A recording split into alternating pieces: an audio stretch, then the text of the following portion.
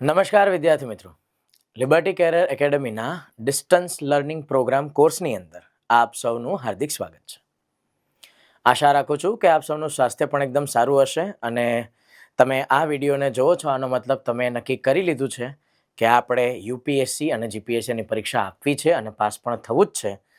તો યુપીએસસી અને જીપીએસસીની જે સફર છે, જે યાત્રા છે, એ તમે શરૂ કરી રહ્યા છો અને એ યાત્રાની અંદર પહેલો પડાવ એટલે આપણે પહેલા વિષયની શરૂઆત કરશું.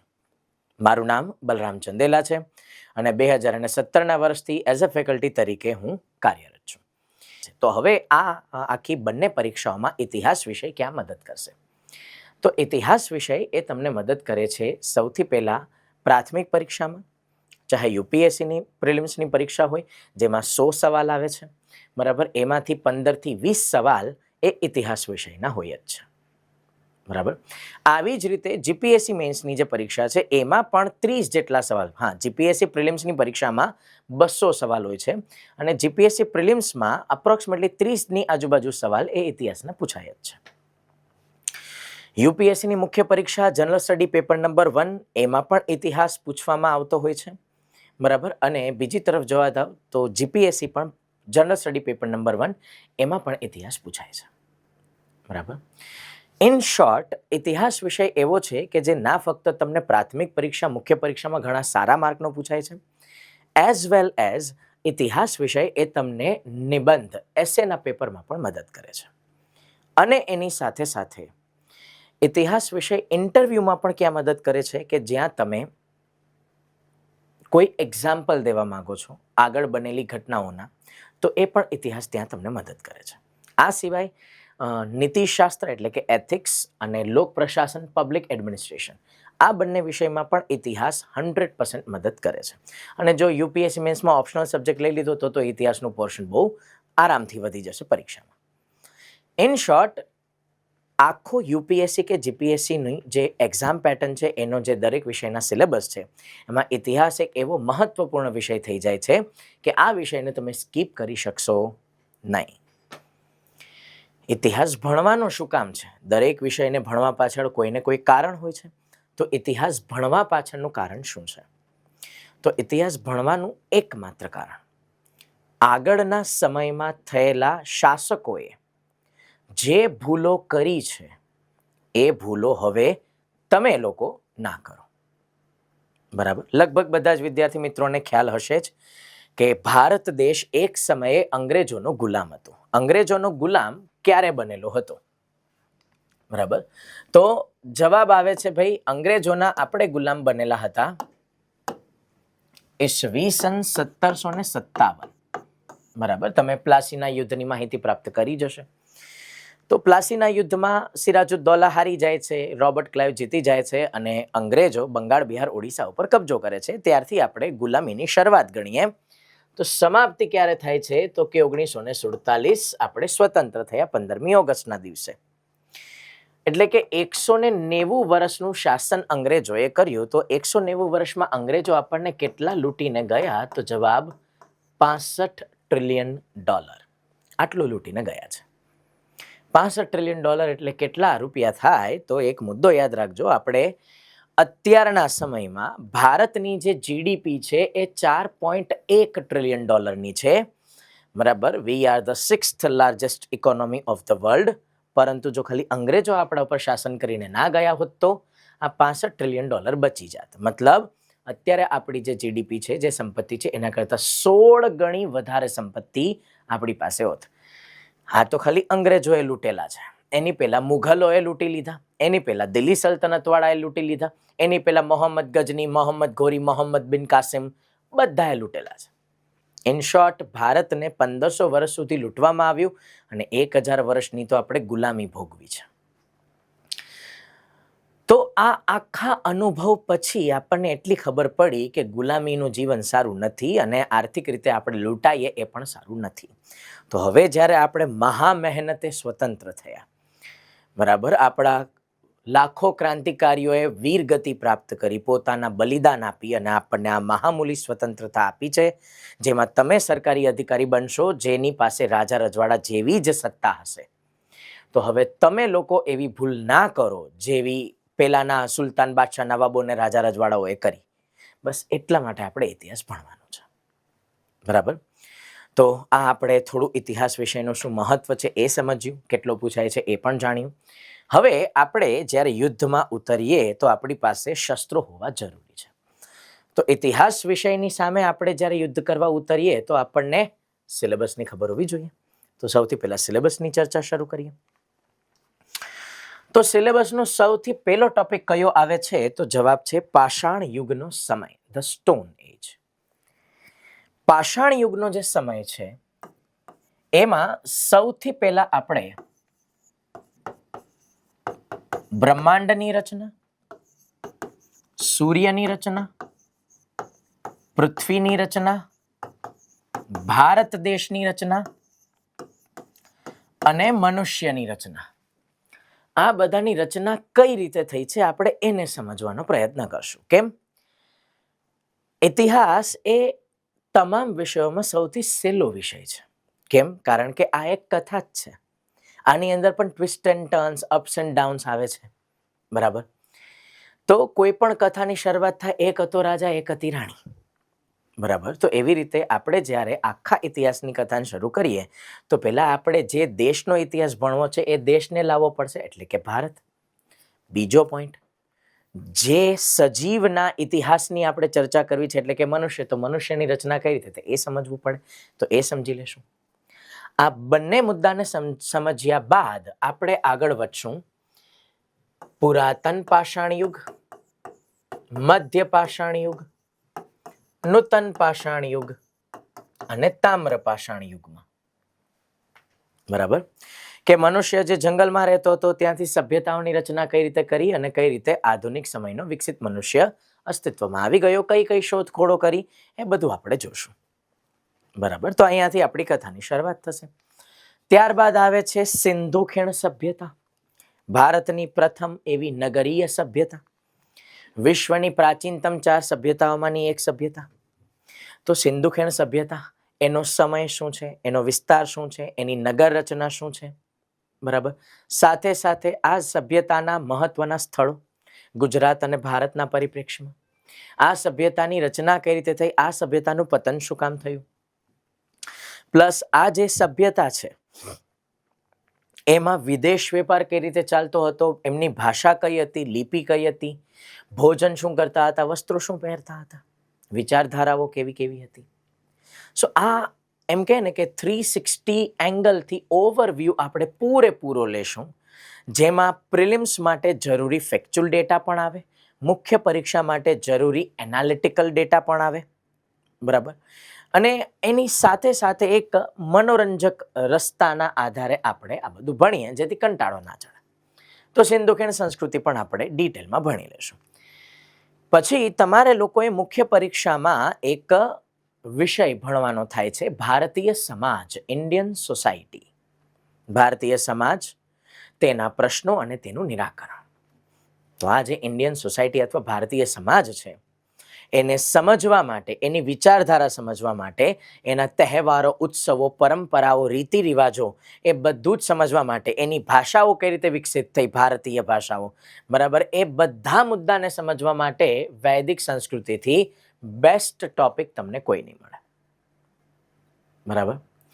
ભારતીય ધર્મોની રચના કઈ રીતે થઈ, ભાષાની રચના કઈ રીતે થઈ, વિચારધારા કઈ રીતે ડેવલપ થઈ અને વૈદિક સભ્યતાનો પ્રભાવ આજના સમયમાં પણ શું છે એ બધી જ ચર્ચા કરશું, જેમાં વૈદિક સભ્યતાનો સમય, વૈદિક સભ્યતાનો વિસ્તાર, પછી તો કે ઋગ્વૈદિક કાળ, ઉત્તર વૈદિક કાળ, એ બંનેનો તફાવત, આર્યો કોણ છે, એમનું મૂળ વતન કયું, શું એ ભારતીય છે કે શું એ વિદેશી છે, તો જવાબ ભારતીય જ છે.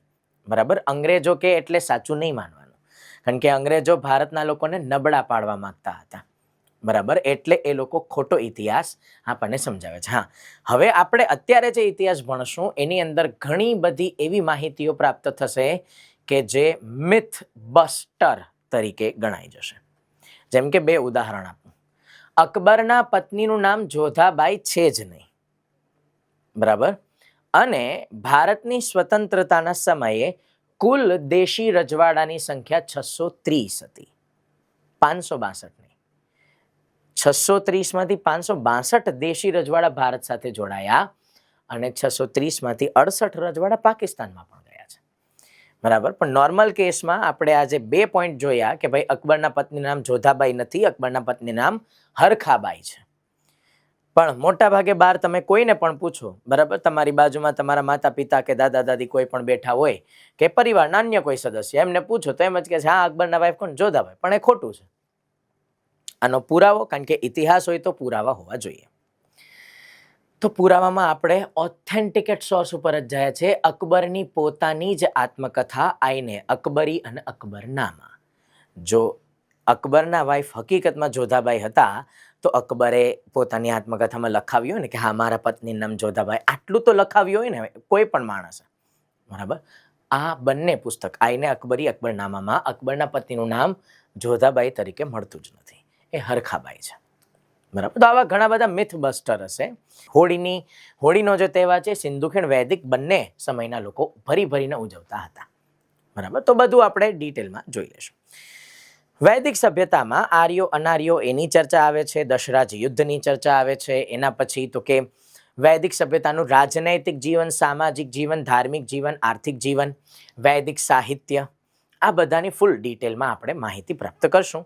જેમાં વેદ, ઉપનિષદ, બ્રાહ્મણ ગ્રંથ, આરણ્યક, ષડદર્શન, પુરાણ, મહાકાવ્ય, સ્મૃતિ ગ્રંથો, આ બધાની સંપૂર્ણ માહિતી મળશે. બરાબર. પછી આપણે વ્યક્તિ વિશેષ તરીકે 2 ટોપિક ભણવાના થશે. પહેલો ટોપિક છે જૈન ધર્મ, જેમાં મહાવીર સ્વામી આવે છે, અને એવો જ એક બીજો ટોપિક છે કયો તો કે બૌદ્ધ ધર્મ, જેમાં ગૌતમ બુદ્ધ આવી જશે. બરાબર. તો એ બંનેનું વ્યક્તિગત જીવન અને બૌદ્ધ અને જૈન ધર્મનું તત્વજ્ઞાન, એ બધાની માહિતી આપણે પ્રાપ્ત કરશું. ત્યારબાદ આપણે પ્રવેશ કરીએ છીએ નેક્સ્ટ ટોપિક, એટલે કે 16 મહાજનપદ ઈસવીસન પૂર્વ 600ના સમયમાં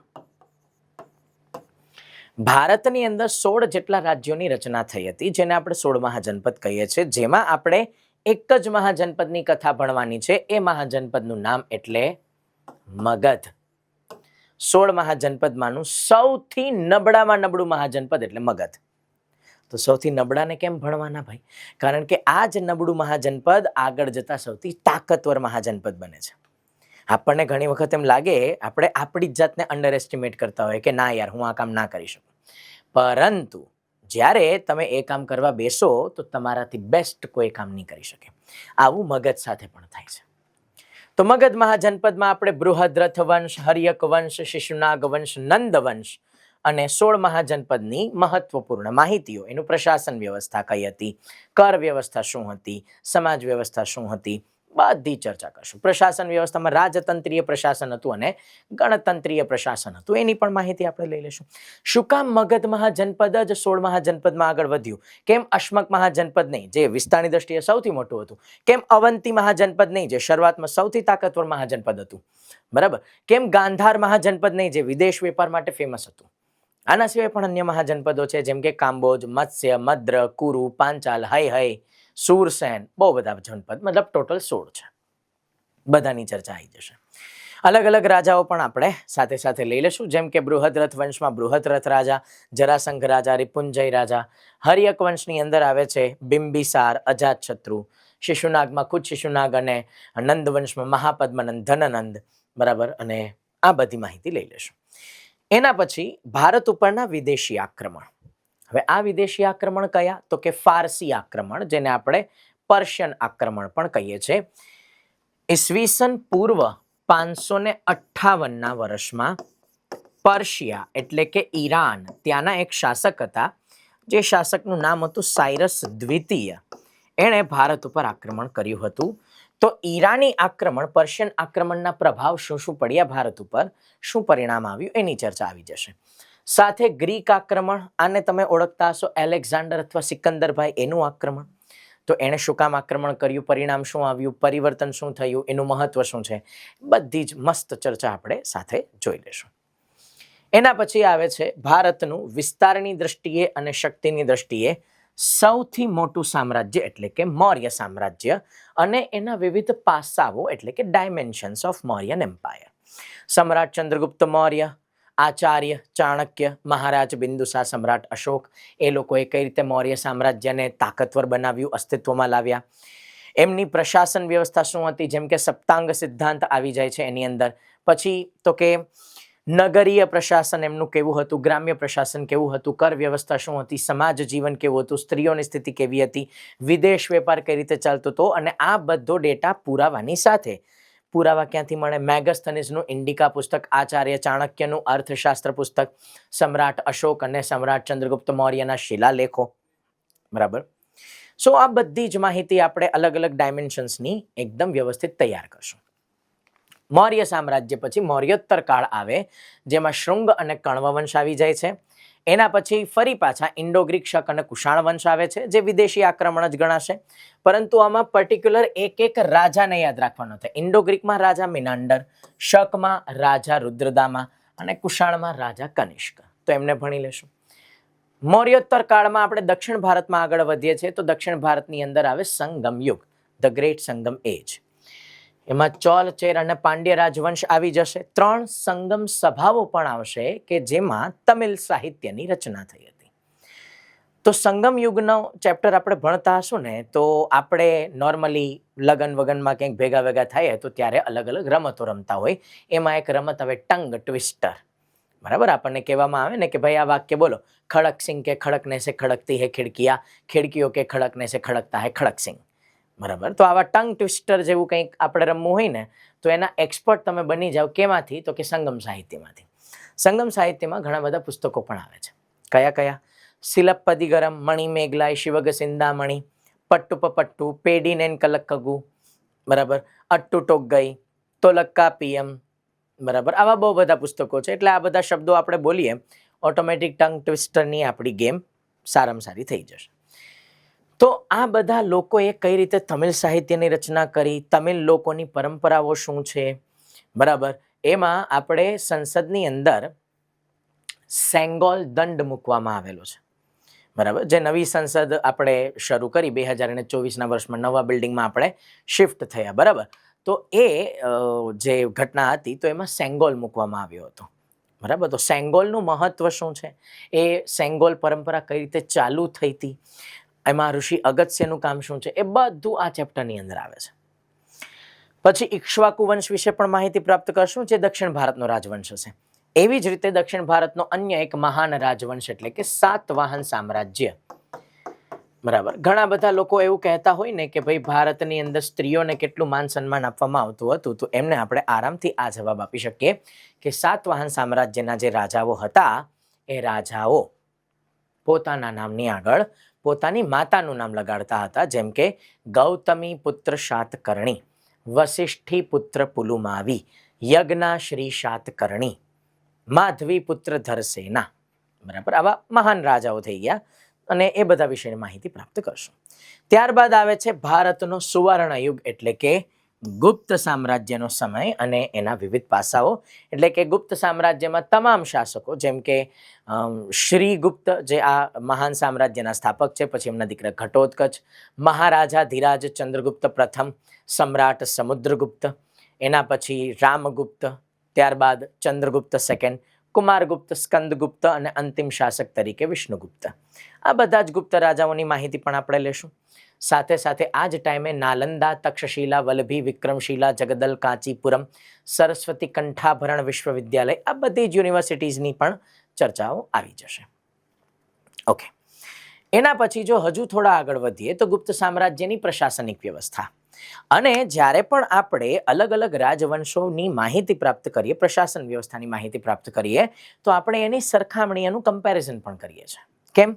કારણ કે ઓલરેડી યુપીએસસી મેન્સ 2021માં એક સવાલ પૂછાયો હતો કે મૌર્ય સામ્રાજ્યના પ્રશાસન કરતાં ગુપ્ત સામ્રાજ્યનું પ્રશાસન વધારે વિકેન્દ્રીકૃત પ્રશાસન હતું, વિવેચનાત્મક ચર્ચા કરો. તો આ પ્રકારના સવાલોના જવાબ જ્યારે આપણે 200 શબ્દમાં લખવાના આવે કે 250 શબ્દમાં લખવામાં આવે કે 150 શબ્દમાં લખવામાં આવે, જે રીતની ડિમાન્ડ હોય એ મુજબ લખવું પડે. તો એ ત્રણેય પ્રકારના જવાબમાં ડિફરન્સ શું છે, એનો ક્રાઇટેરિયા આપણે નક્કી કરવો પડે. પ્રસ્તાવના, મુખ્ય વિષય વસ્તુ અને નિષ્કર્ષ કઈ રીતે લખવો, એની પણ આપણે ચર્ચા આવશે. અને સરખામણી કરવાથી આઈડિયા આવે કે કોનું પ્રશાસન વધારે સારું અને કોનું ઓછું સારું હતું. આ બધી ચર્ચાઓ આપણે સાથે કરશું. બરાબર. ગુપ્ત સામ્રાજ્ય પછી આપણે વાકાટક વંશની માહિતી આવે અને પ્રાચીન ભારતનો અંતિમ મુદ્દો એટલે કે સમ્રાટ હર્ષવર્ધન. અને જ્યારે સમ્રાટ હર્ષવર્ધનનો ટોપિક સમાપ્ત થાય તો પ્રાચીન ભારત જે ઇતિહાસ વિશેનો સૌથી મોટો ભાગ ગણાય છે એ આ મોટા ભાગને પણ આપણે પૂરેપૂરો સમાપ્ત કરી નાખશું. બરાબર. ચલો, હવે દરેક વખતે પરીક્ષામાં આપણને એક સવાલ ઊભો થતો હોય કે સાહેબ આઈએમપી ટોપિક કયા? તો જો આ આપણો પહેલો લેક્ચર છે. પહેલા લેક્ચરમાં જ હું એ તમામ સ્ટ્રેટેજી આપી દઈશ જેનાથી પહેલા દિવસથી જ તમારી તૈયારી ચાલુ થઈ જાય, જેથી આગળની તૈયારીમાં વર્કલોડ વધે નહીં. પ્રાચીન ભારતના જે મુદ્દાઓ છે જે હમણાં આપણે સિલેબસ જોયા, એ પ્રાચીન ભારતના મુદ્દાઓમાં આઈએમપી પોઈન્ટ્સમાં પાક્કામાં પાક્કું લખી નાખજો. તમને બધાને છેલ્લા 10 વર્ષના યુપીએસસી અને જીપીએસસીના બધા જ પ્રશ્નપત્ર, પ્રિલિમ્સ, મેન્સ બધા પેપર ચેક કરવાની છૂટ. બધામાં એક ટોપિક કોમનલી પૂછાયો છે, સિંધુ ખીણ સભ્યતા, ઇન્ડસ વેલી સિવિલાઇઝેશન.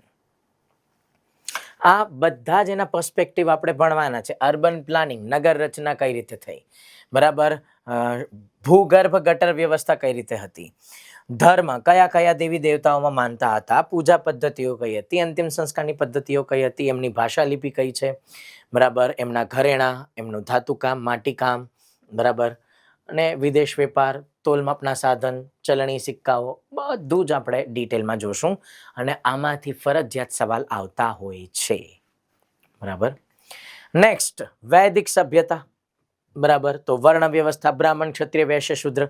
આપણને એવું પટાવી દેવામાં આવ્યું અંગ્રેજો દ્વારા કે ભાઈ જ્ઞાતિ વ્યવસ્થા અને વર્ણ વ્યવસ્થા એક જ છે. ના, બંને અલગ છે, ટોટલી બંને અલગ છે. તો એ પણ આપણે વ્યવસ્થિત સમજશું. વેદોના ચર્ચામાં જશું, ધાર્મિક પરંપરાઓ, અર્થતંત્ર, દૈનિક જીવન, બધું જ આપણે વૈદિક સભ્યતાનું પણ જોશું. અને ધ્યાન રાખજો, આ હું આઈએમપી ટોપિક્સ કહું છું. સિંધુ ખીણ સભ્યતાની જેમ વૈદિક સભ્યતા પણ મોસ્ટ આઈએમપી ટોપિક છે. એમાંથી બહુ બધા સવાલો પૂછાય છે. છેલ્લા 5 વર્ષમાં આ ટોપિકમાંથી વધારે સવાલ પૂછવાનો ટ્રેન્ડ ચાલુ થઈ ચૂક્યો છે. નેક્સ્ટ આવે મૌર્ય સામ્રાજ્ય. ભાઈ પ્રાચીન ભારત હોય અને મૌર્ય સામ્રાજ્ય ના હોય એવું બને પણ નહીં. કેમ? કારણ કે આ ભારતનું આજના દિવસ સુધીનું વિસ્તારની દ્રષ્ટિએ અને શક્તિની દ્રષ્ટિએ સૌથી મોટું સામ્રાજ્ય છે. તો એમના શાસકો ચંદ્રગુપ્ત મૌર્ય, ચાણક્ય, બિંદુસાર અશોક, બરાબર. પછી સામ્રાજ્યનો વિસ્તાર કેટલો હતો, મહત્વના શહેરો કયા, પછી સમ્રાટ અશોક એનું કલિંગ યુદ્ધ, એના પછી બૌદ્ધ ધર્મને ટેકો આપવો, પ્રશાસન વ્યવસ્થા કઈ રીતે ડેવલપ કરી હતી, એ બધી ચર્ચા આપણે એક્ઝામ ઓરિએન્ટેડ પૂછાય છે, એને પણ આપણે ભણશું. અને એવી જ રીતે ગુપ્ત સામ્રાજ્ય, તો એની સ્થાપત્ય કલા, એની સાહિત્ય કલા, વિદેશ વેપાર, સામ્રાજ્યનો વિસ્તાર, સાયન્સ એન્ડ ટેકનોલોજી કઈ રીતે આગળ વધી હતી, અને મહાનતમ રાજાઓ. પ્રાચીન ભારતમાંથી આ 4 ટોપિકના સવાલ ફરજિયાત પૂછાય છે, પૂછાય છે, પૂછાય છે, પૂછાય છે ને પૂછાય જ છે. આ આઈએમપી થઈ ગયું. પછી આપણે આગળ વધીએ મધ્યકાલીન ભારતના સિલેબસમાં. તો એમાં ચાલુક્ય વંશ વિશે આપણે ભણવાનું થશે. પુલકેશી પ્રથમ, પુલકેશી દ્વિતીય, એ મહાન રાજાઓનો વંશ. પછી ગુર્જર પ્રતિહાર, રાષ્ટ્રકૂટ, પાલ. આને આ ચેપ્ટરને કહેવાય છે ત્રિપક્ષીય સંઘર્ષ, ટ્રાયપાર્ટી સ્ટ્રગલ. બરાબર. કારણ કે ઈસવીસન 710 થી ઈસવીસન 1010 ના સમય સુધી સમગ્ર ભારતને આ 3 રાજવંશ પોતાના કબજામાં રાખે છે. પણ આ ત્રણેય એકબીજાની સાથે બાંધતા હતા અને જેના આધારે વિદેશી આક્રમણોનો સામનો કરવામાં ત્રણેય નબળા પડતા હતા. બરાબર. અંતે આ ત્રણેય જ્યારે સમાપ્ત થયા પછી તો કે રાજપૂત યુગ આખો ચાલુ થઈ જાય છે. તો ચંદેલા વંશ, ચૌહાણ વંશ, પરમાર વંશ, કલચુરી વંશ, સોલંકી, રાઠોડ, ગોહિલ, સિસોદિયા વંશ. આમાં ગુજરાતના રાજપૂત રાજાઓ પણ આવી જશે. જેમ કે ગુજરાતના રાજ્યોમાં જોવા જાવ તો મૈત્રક વંશ, ચાવડા વંશ, સોલંકી વંશ, જે અહીં પણ લખેલું છે એ જ, અને વાઘેલા વંશ, જેમાં સોલંકી વંશને ગુજરાતનો સુવર્ણયુગ કહેવાય છે. તો એ બધા જ રાજવંશોને આપણે ભણવાના થશે. આ રાજપૂત એરા છે. પણ અહીં પણ આપણને ઓટોમેટિક થોડો આઈડિયા આવી જાય છે કે અમુક જે રાજવંશો છે એ આપણને પરીક્ષામાં વધારે પૂછાય છે, જ્યારે આની સામે બીજા અમુક જે મહત્વના રાજવંશો છે એ પરીક્ષામાં ઓછા પૂછાતા હોય છે. બરાબર. તો રાજપૂત યુગ એક એવો ટોપિક છે કે જે ટોપિકના સવાલો આપણને દર વર્ષે નથી પૂછાતા હોતા, 2-3 વર્ષે એકાદ વખત દેખાય છે. તો આ બધું એડવાન્સમાં કેમ આપણે જાણવું જરૂરી છે? કારણ કે પહેલા દિવસથી જ જો તમને ખબર હોય કે તમારા માટે વધારે મહત્વનું શું છે અને ઓછું મહત્વનું શું છે, તો આપણે ભણવાનું તો બધું જ છે. ધ્યાન રાખજો, આમાંથી એક પણ ટોપિકને સ્કીપ નથી કરવાનું. પરંતુ જ્યારે રિવિઝન કરવા બેસો તો કોના ઉપર મહત્વ વધારે આપવું, કોના ઉપર મહત્વ ઓછું આપવું, એ આઈડિયા આવી જાય. આપણે આનાથી પણ ડિટેલ એનાલિસિસમાં જાશું હમણાં થોડા જ સમયમાં. તો આ બધો રાજપૂત યુગ છે કે જે મેં જે આઈએમપી પોઈન્ટ્સ કીધા એનાથી કમ્પેરેટિવલી થોડું ઓછું પૂછાય છે. ઓકે, પણ આપણે ભણવાનું બધું છે. પછી દક્ષિણ ભારતમાં જઈએ તો પલ્લવ વંશ, ચોલ વંશ, આ બંને વંશ એટલા વધારે મહત્વના છે કે જો દક્ષિણ ભારતનો સવાલ આવે ને તો 90% ચાન્સ છે કે આમાંથી જ સવાલ આવે, આ બે વંશમાંથી. બરાબર. અને પ્લસ જ્યારે તમે સાંસ્કૃતિક વારસો ભણો છો તો ગુપ્ત સામ્રાજ્યએ નાગર મંદિર રચના કલાની શરૂઆત કરાવી, તો દ્રવિડિયન મંદિર રચના કલા એ પલ્લવ અને ચોલ વંશની દેન છે. તો ઇતિહાસ તમને સાંસ્કૃતિક વારસાને સમજવામાં પણ 100% મદદ કરે છે. એના સિવાય પાંડ્ય, હોયસાલ, કાકતીય વંશને પણ જોશું. સાથે સાથે ભક્તિ આંદોલન અને સૂફીવાદની પણ માહિતી આવશે કે ભાઈ ભક્તિ આંદોલન છે તો એની અંદર અલગ અલગ સંતો, આદિગુરુ શંકરાચાર્યથી લઈ નિંબાકાચાર્ય, માધવાચાર્ય, આપણા નરસિંહ મહેતા સાહેબ પણ આવશે, ગૌસ્વામી તુલસીદાસજી મહારાજ, મીરાબાઈ, બહુ બધા ભક્તિ સંતો છે, એમની ચર્ચા આવશે. બરાબર. અને આ એક એવો ટોપિક છે કે જે છેલ્લા 3 વર્ષમાં વધારે પૂછાવા લાગ્યો છે. બરાબર. એના પછી આવી જશે દિલ્હી સલ્તનત, જેમાં 5 અલગ અલગ વંશ આવે છે. ગુલામ ખિલજી, તુગલક સૈયદ અને લોધી. બરાબર, જેમાં કામના ખિલજી અને તુગલક વંશ વધારે જોવા મળે છે. પછી આવી જશે વિજયનગર સામ્રાજ્ય, જેની અંદર આપણને સંગમ વંશ, સલુવ વંશ, તુલુવ વંશ અને અરાવીડુ વંશ, આ 4 વંશની માહિતી જોવા મળશે. અને એમાં મહત્વના રાજા છે સમ્રાટ કૃષ્ણદેવરાય, જે તુલુવ વંશના હતા. એ બધું ભણશું. સમ્રાટ કૃષ્ણદેવરાય કેટલા શક્તિશાળી છે તો એની માહિતી આપણને બાબરની આત્મકથા તુઝુક એ બાબરી, જેનું અન્ય ભાષામાં ભાષાંતર થયું, ઈરાની ભાષામાં ભાષાંતર થયું, તો નવું પુસ્તક બન્યું બાબરનામા. બરાબર.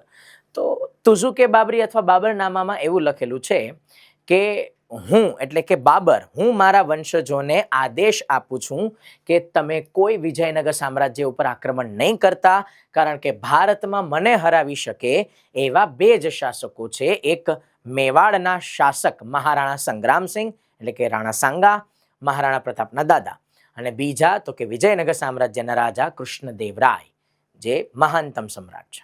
બરાબર. તો જો બાબર એમ કહેતો હોય કે આની સામે નહીં લડવાનું, આ મારાથી તાકાતવર છે, તો મુઘલમાં સૌથી તાકાતવર શાસક બાબર જ હતા. બરાબર.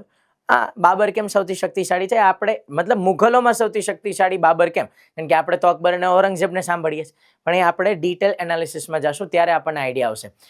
તો એક મેં કીધું ને, ઇતિહાસમાં બહુ બધા મિથ છે, ખોટી માહિતી. એ અહીં આપણે લોજિકની સાથે, પુરાવાની સાથે આપણે સાચી માહિતી પ્રાપ્ત કરશું.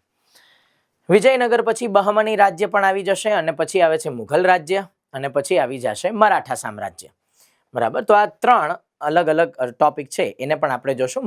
મરાઠા સામ્રાજ્યમાં છત્રપતિ શિવાજી મહારાજ અને સંભાજી મહારાજ, પછી તમામ પેશવાઓ, એ બધાની પણ ચર્ચા આવી જશે. સાથે સાથે આ બધાનું પ્રશાસન વ્યવસ્થા શું હતી એની પણ માહિતી આપણે લેશું.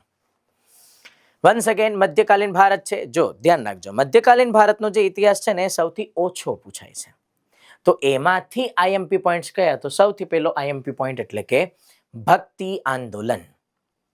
બરાબર. ભક્તિ આંદોલન પછી તો કે વિજયનગર સામ્રાજ્ય, દક્ષિણ ભારતનું મહાનતમ હિન્દુ સામ્રાજ્ય, મધ્યકાલીન ભારતનું એકમાત્ર હિન્દુ સામ્રાજ્ય, કારણ કે બાકી હિન્દુ રાજાઓ હતા પણ નાના નાના રજવાડા હતા. આ સામ્રાજ્ય છે. પછી આવી જાય મુઘલ. બરાબર. અને એની સાથે મરાઠા સામ્રાજ્ય. બરાબર. સો આ આપણા આઈએમપી પોઈન્ટ્સ ગણાશે. કયા ઇતિહાસના? તો કે મધ્યકાલીન ભારતના ઇતિહાસના આઈએમપી પોઈન્ટ્સ. બરાબર. હવે આપણે પ્રવેશ કરીએ છીએ એવા ચેપ્ટરમાં કે જ્યાંથી સૌથી વધારે સવાલ આવે. માનો કે ઇતિહાસ વિષયના 30 સવાલ આવે ને જીપીએસસીમાં, એમાંથી 15 સવાલ કોના હશે? તો જવાબ आधुनिक भारत. तो कुछ भी करने का, बट आधुनिक भारत के लेक्चर स्कीप नहीं करने का. बराबर. આધુનિક ભારતમાં સૌથી પહેલા પોઈન્ટ તરીકે આવી જાય છે ભારતમાં યુરોપિયન લોકોનું આગમન. બરાબર. તો ભારતની અંદર 1498 કોણ આવ્યા હતા? તો કે ભાઈ પોર્ટુગીઝ આવી ગયા હતા. 1602 ના વર્ષમાં તો કે ડચ લોકો આવી ગયા હતા. 1608 તો કે ભોળા ભાડા અંગ્રેજો, બ્રિટિશર્સ આવી જાય છે. 1616 ની અંદર તો કે ડેનિશ લોકો આવી જાય છે. બરાબર. એના પછી તો કે 1668 તો કે ફ્રેન્ચ લોકો આવી જાય છે. બરાબર. અને 1731 સ્વીડિશ લોકો આવી જાય છે, બરાબર. તો આ યુરોપિયન્સનો આવવાનો ક્રમ છે, એવી રીતે જવાનો ક્રમ પણ હોય, બરાબર. તો એ બધાની માહિતી આપણે લેશું. બધાના મુખ્ય વેપારી મથકો કઈ જગ્યાએ છે એની ચર્ચા પણ આવશે.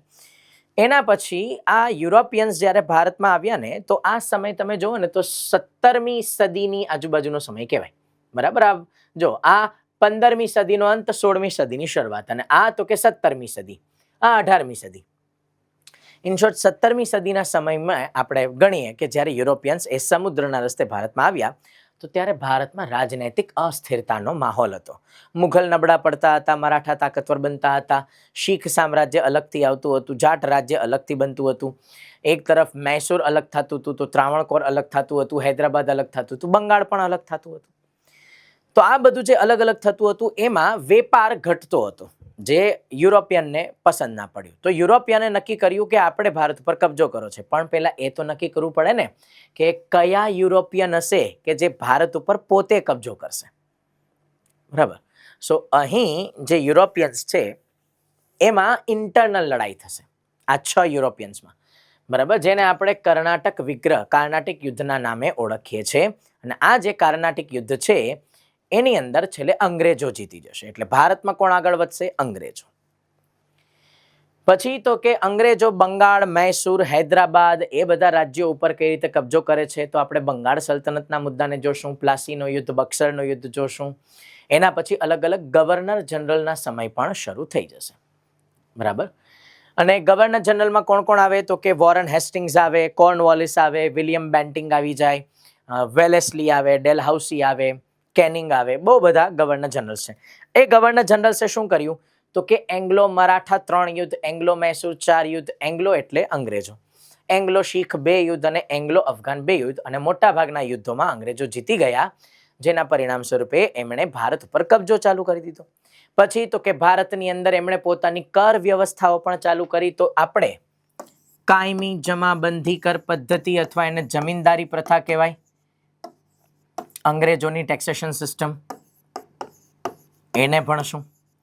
ત્યારબાદ આવી જાય છે બીજી કર પદ્ધતિ એટલે કે રૈયતવાડી, ત્રીજી કર પદ્ધતિ એટલે મહાલવાડી, અને ચોથી કર પદ્ધતિ એટલે કે ઓક્શન સિસ્ટમ, જેને આપણે કહીએ છીએ હરાજી પદ્ધતિ, બરાબર. એ બધા વિશેની માહિતી પ્રાપ્ત કરશું. પ્લસ આ જ ટાઈમે ભારતની અંદર 19મી સદીમાં સામાજિક અને ધાર્મિક સુધારણા આંદોલન પણ આવશે, બરાબર. તો બ્રિટિશર્સ અને ભારતીય રાજ્ય વચ્ચેનો સંઘર્ષ એ આવી જશે, બરાબર. સ્થાનિક રાજ્યોનો ઉદય અને એ બધાને અંગ્રેજો કઈ રીતે જીતે છે એ. અલગ અલગ કાયદા અને અધિનિયમો. હવે તમને એમ થાય કે સાહેબ ઇતિહાસમાં કાયદા કેમ? તો ઇતિહાસ એક એવો વિષય છે કે જેમાં બધું મિક્સ હોય. એમાં એવું જરાય નહીં હોય કે આમાં સાયન્સ એન્ડ ટેક ના આવે. ના, આર્યભટ્ટ આવી ગયા ગુપ્ત સામ્રાજ્યમાં તો સાયન્સ એન્ડ ટેક આવી ગયું. ઇકોનોમી તો દર વખતે આવશે, કારણ કે રૂપિયાથી જ સામ્રાજ્યો ચાલે, બરાબર. ભૂગોળ પણ આની અંદર આવે કે ભાઈ પાટલીપુત્ર મૌર્ય સામ્રાજ્યની રાજધાની, આધુનિક નામ તો કે પટના, બરાબર. સાથે સાથે જે અંગ્રેજો છે એમણે ભારતને કઈ રીતે જીતવાના પ્રયત્નમાં સફળતા પ્રાપ્ત કરી, ફ્રેન્ચ લોકો પ્રાપ્ત ના કરી શક્યા, અંગ્રેજોએ જ સફળતા પ્રાપ્ત કરી. એ બધા પાછળનું એક બહુ મોટું કારણ કાયદાઓ છે, બરાબર. તો ઇતિહાસ એક એવો પોઈન્ટ છે કે જેમાં અન્ય તમામ વિષયો એડ થાય જ છે, પણ લિમિટેડ, બરાબર. એનું જે આપણે કામ હશે એટલું જ આપણે લઈએ, બરાબર.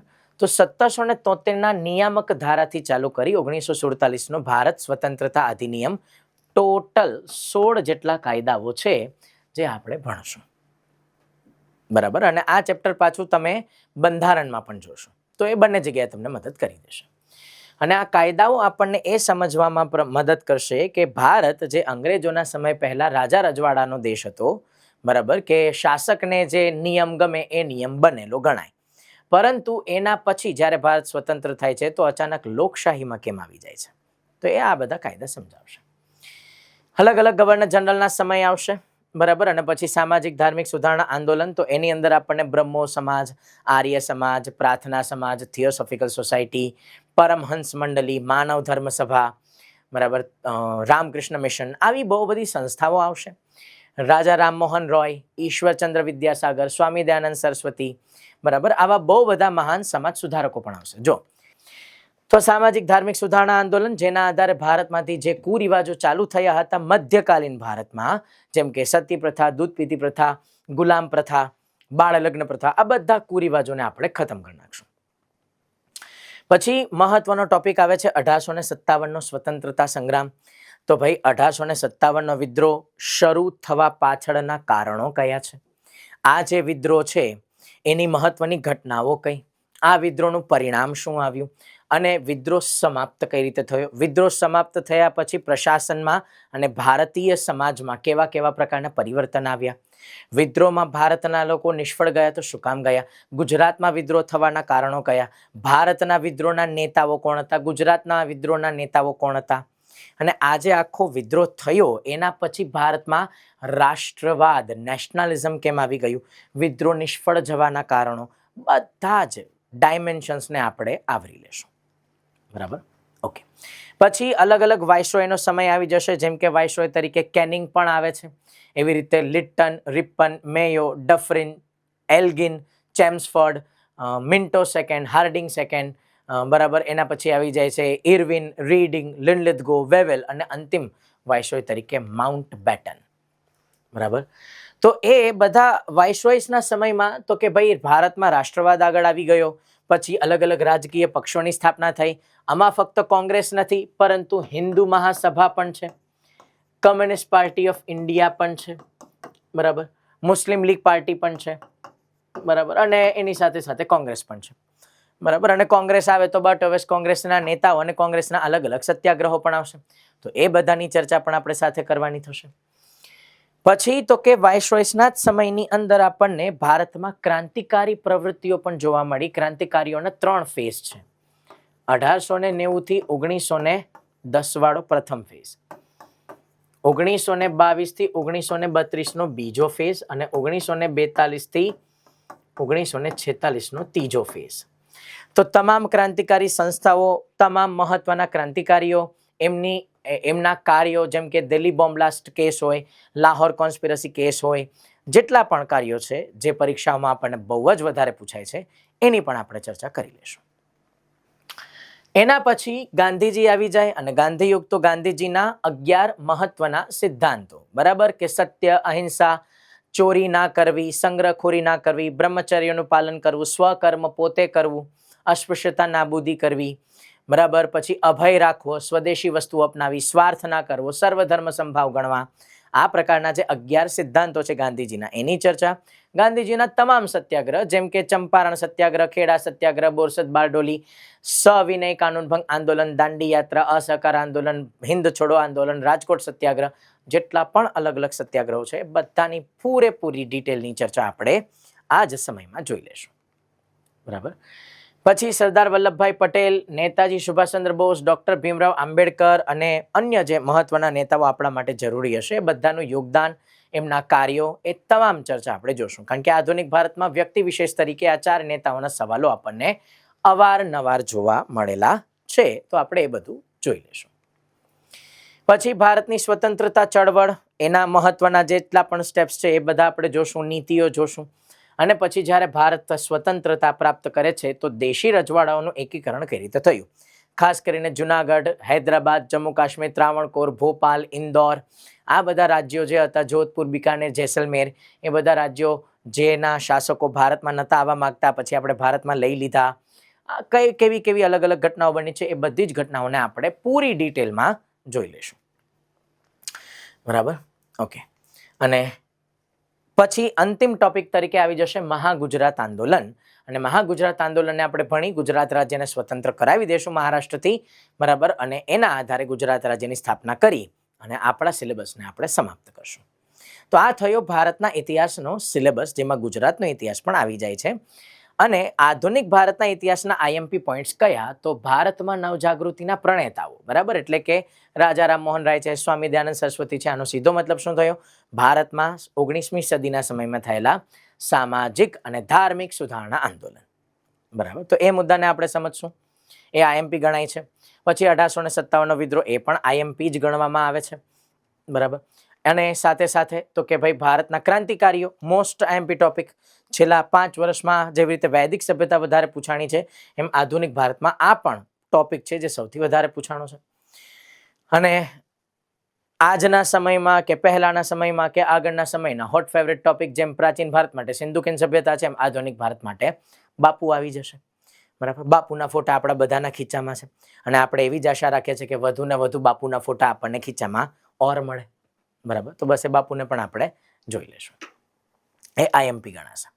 હવે તમે જ્યારે જીપીએસસી 1-2ના પેપરનું થોડું એનાલિસિસ કરવા જઈએ આપણે યુપીએસસી જીપીએસસી બંનેનું, બરાબર, તો એમાં તમે જોઈ શકો કે ભાઈ યુપીએસસી પ્રિલિમ્સ 2025-2026, બરાબર, તો ભાઈ 2025ની જે યુપીએસસી પ્રિલિમ્સ હતી જેમાં 100 સવાલ હોય એમાંથી 17 સવાલ કોના હતા? તો કે ઇતિહાસના હતા. આવી રીતે 2026માં 21 સવાલ ઇતિહાસના હતા. આમ ટેકનિકલી કહી શકો કે 20%, 1/5.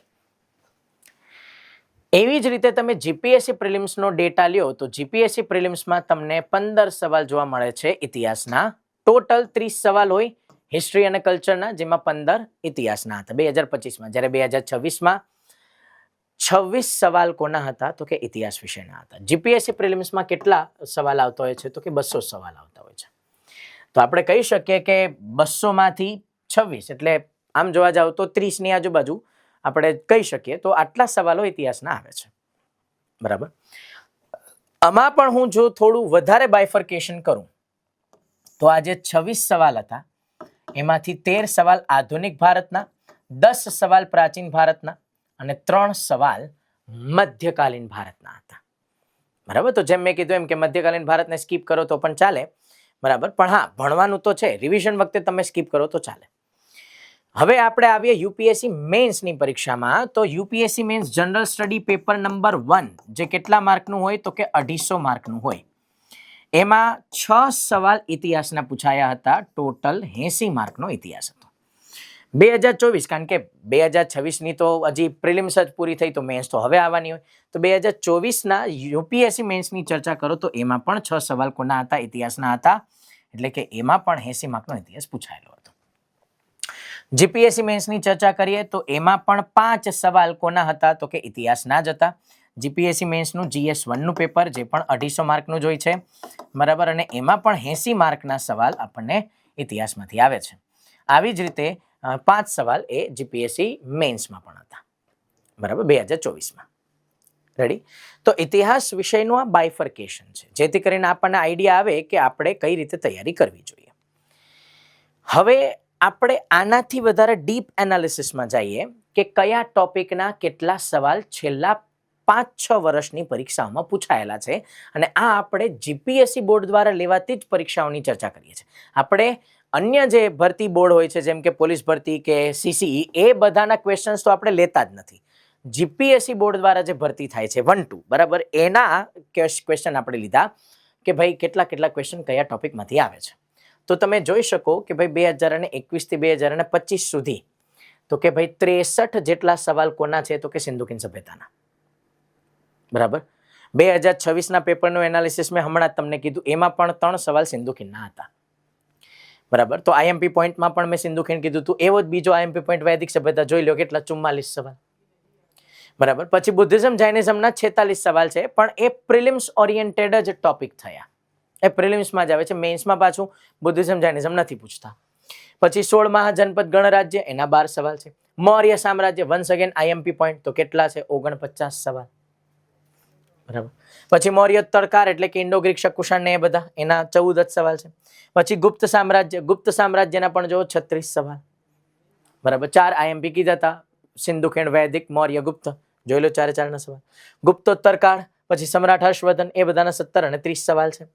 અને પછી પ્રાચીન ભારતના વિદેશી સંબંધો એટલે કે વિદેશી યાત્રીઓ જે આવ્યા હોય, મેગસ્થનેઝ હોય, ફાહિયાન હોય, યુએન સંઘ, બરાબર, એ બધા યાત્રીઓ સંબંધિત 9 સવાલ આવેલા હતા.